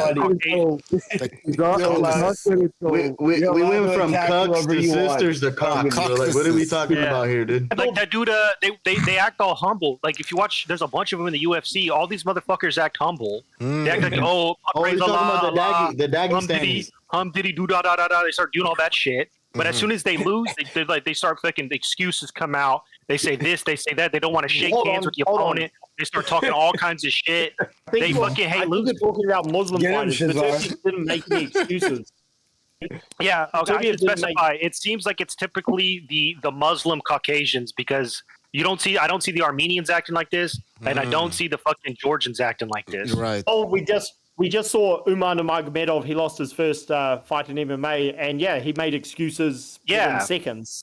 Exactly. That's what I'm saying. That's exactly what I mean. Like they're so quick. Those Chechens, the Dagestanis, they're so quick to fucking come up with excuses. Yeah. And most of them are fucking boring. You should work on a compilation video. I will. Yeah. No, I'm serious. Don't tell him that. Dude, I'm telling you, I've said it before. I got a blood memory, dude. I'm telling you, in a past life, I was killed by one of these motherfuckers. I'm telling you, dude. It's a genetic rival. I'm telling you, I got betrayed on some fucking mountain, bro. I was marching through that shit and got killed. Sorry, your past life, you were beheaded by one of them. Yeah, in my past life, I was a Russian soldier that died to Dagestani rebel. I was a fighter. I was fucking serving. I was in the service of Arar, dude, and these motherfuckers killed me. I'm just saying. Just stop saying. He doesn't need revenge. He's back. It's going to get his revenge. Yeah, as I'm saying, I usually like the Armenians are cool. I like the Armenians. I like the Azerbaijani, the Georgians. They all have like a really good attitudes. I love these guys, but it's those fucking the Chechens and the Daggies, man. Armenians never shut the fuck up. Did you guys? They're nice people, but they'll talk you. I've never seen. I agree with you. I thought in the middle of so in the like rounds 5, 6, round 4, 5, 6, and maybe even 7. Yo, Beterbiev did some fucking great work. I ended up. That's what I thought. Yeah, mid rounds. I agree. I don't know how Bivol landed. Wait, let Recognize finish, y'all. Yeah. Recognize Let him finish. I was just gonna say, just work on shutting the fuck up. Go ahead. Beterbiev. I mean, I scored it for Bivol overall. Yeah, but that he did his best work. I thought Recognize. You know what this fight kind of reminded me of? The way it like played out. The Usyk Fury fight. Usyk does good for a few rounds. Then you got a solid middle rounds from both from Fury and Beterbiev, and then the adjustments made, and Usyk and Bivol took over. You know, Shazar, I saw that fucking coming. Do you remember when Bivol hurt him, like kind of like got it, rocked him a little bit in that 11th round? Yep. I saw that shit coming. I'm like, bro, I feel like he's timing you for something. Now, granted, it was like it just rocked him and didn't drop him or almost stop him or whatever. But that when the fight's so close, like the way it was, that could pull out the fight in his favor. And, a lot of people that I respect scored it for Beterbiev. You know what I'm saying? Me personally, I had it for Bivol. I had it 7-5 or 6-6. It was either one for me. Hey, recognize. Can I ask you? Did you have the later rounds or the first rounds towards Bivol? I had the I want to say the first half. I think I either had it 5-1 or 4-2 Beterbiev. Wow. Yeah, Really? I Really had that it. much? Yeah, I had him be Yeah, I didn't see where Bivol won the first. Let me see what recognize. And then recognize you had the Bivol sweeping the last rounds. Yeah, man. I thought he won. Let's say, fuck. I want to say rounds. Okay, so from round 9 through 12, I thought he took about 3 rounds. So let's say 4 rounds. I thought he took about 3. Hey, do you think he gave him pity rounds? You know, maybe I have to go back because you're somebody that I respect, and you had it for Beterbiev. So I probably gotta have to watch that fight again. You know what I'm saying? I agree. Yeah. You should I watch feel that. I feel the same way, bro. I respect your opinion, and I feel like I need to watch that shit again because I feel like I respect your opinion to watch it again. You know what I mean? I think you should do that.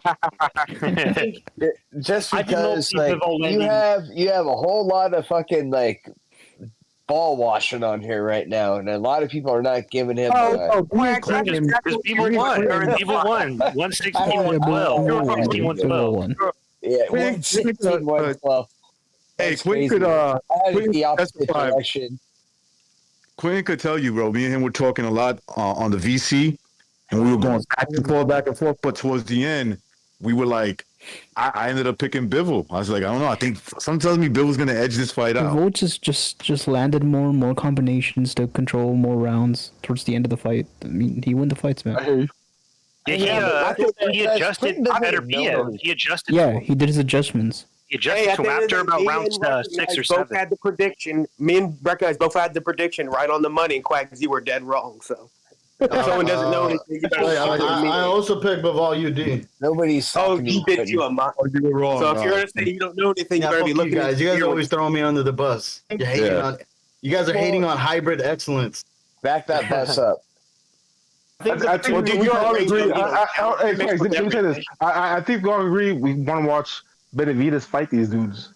We want to watch Benavidez fight either Bivol or Beterbiev. We want to watch Canelo fight. I don't think Benavidez Bivol again or Benavidez will fight him in another like fucking dimension and shit. We'll catch that. On the way out. Benavidez he's gonna fight tune-up after tune-up. He's not gonna fight these guys. But guess what? Those are the fights, though. Those are the top-notch, big-time fights. Those are the fights. If Canelo wants to fucking really do some shit, then he'll fight either one of them dudes.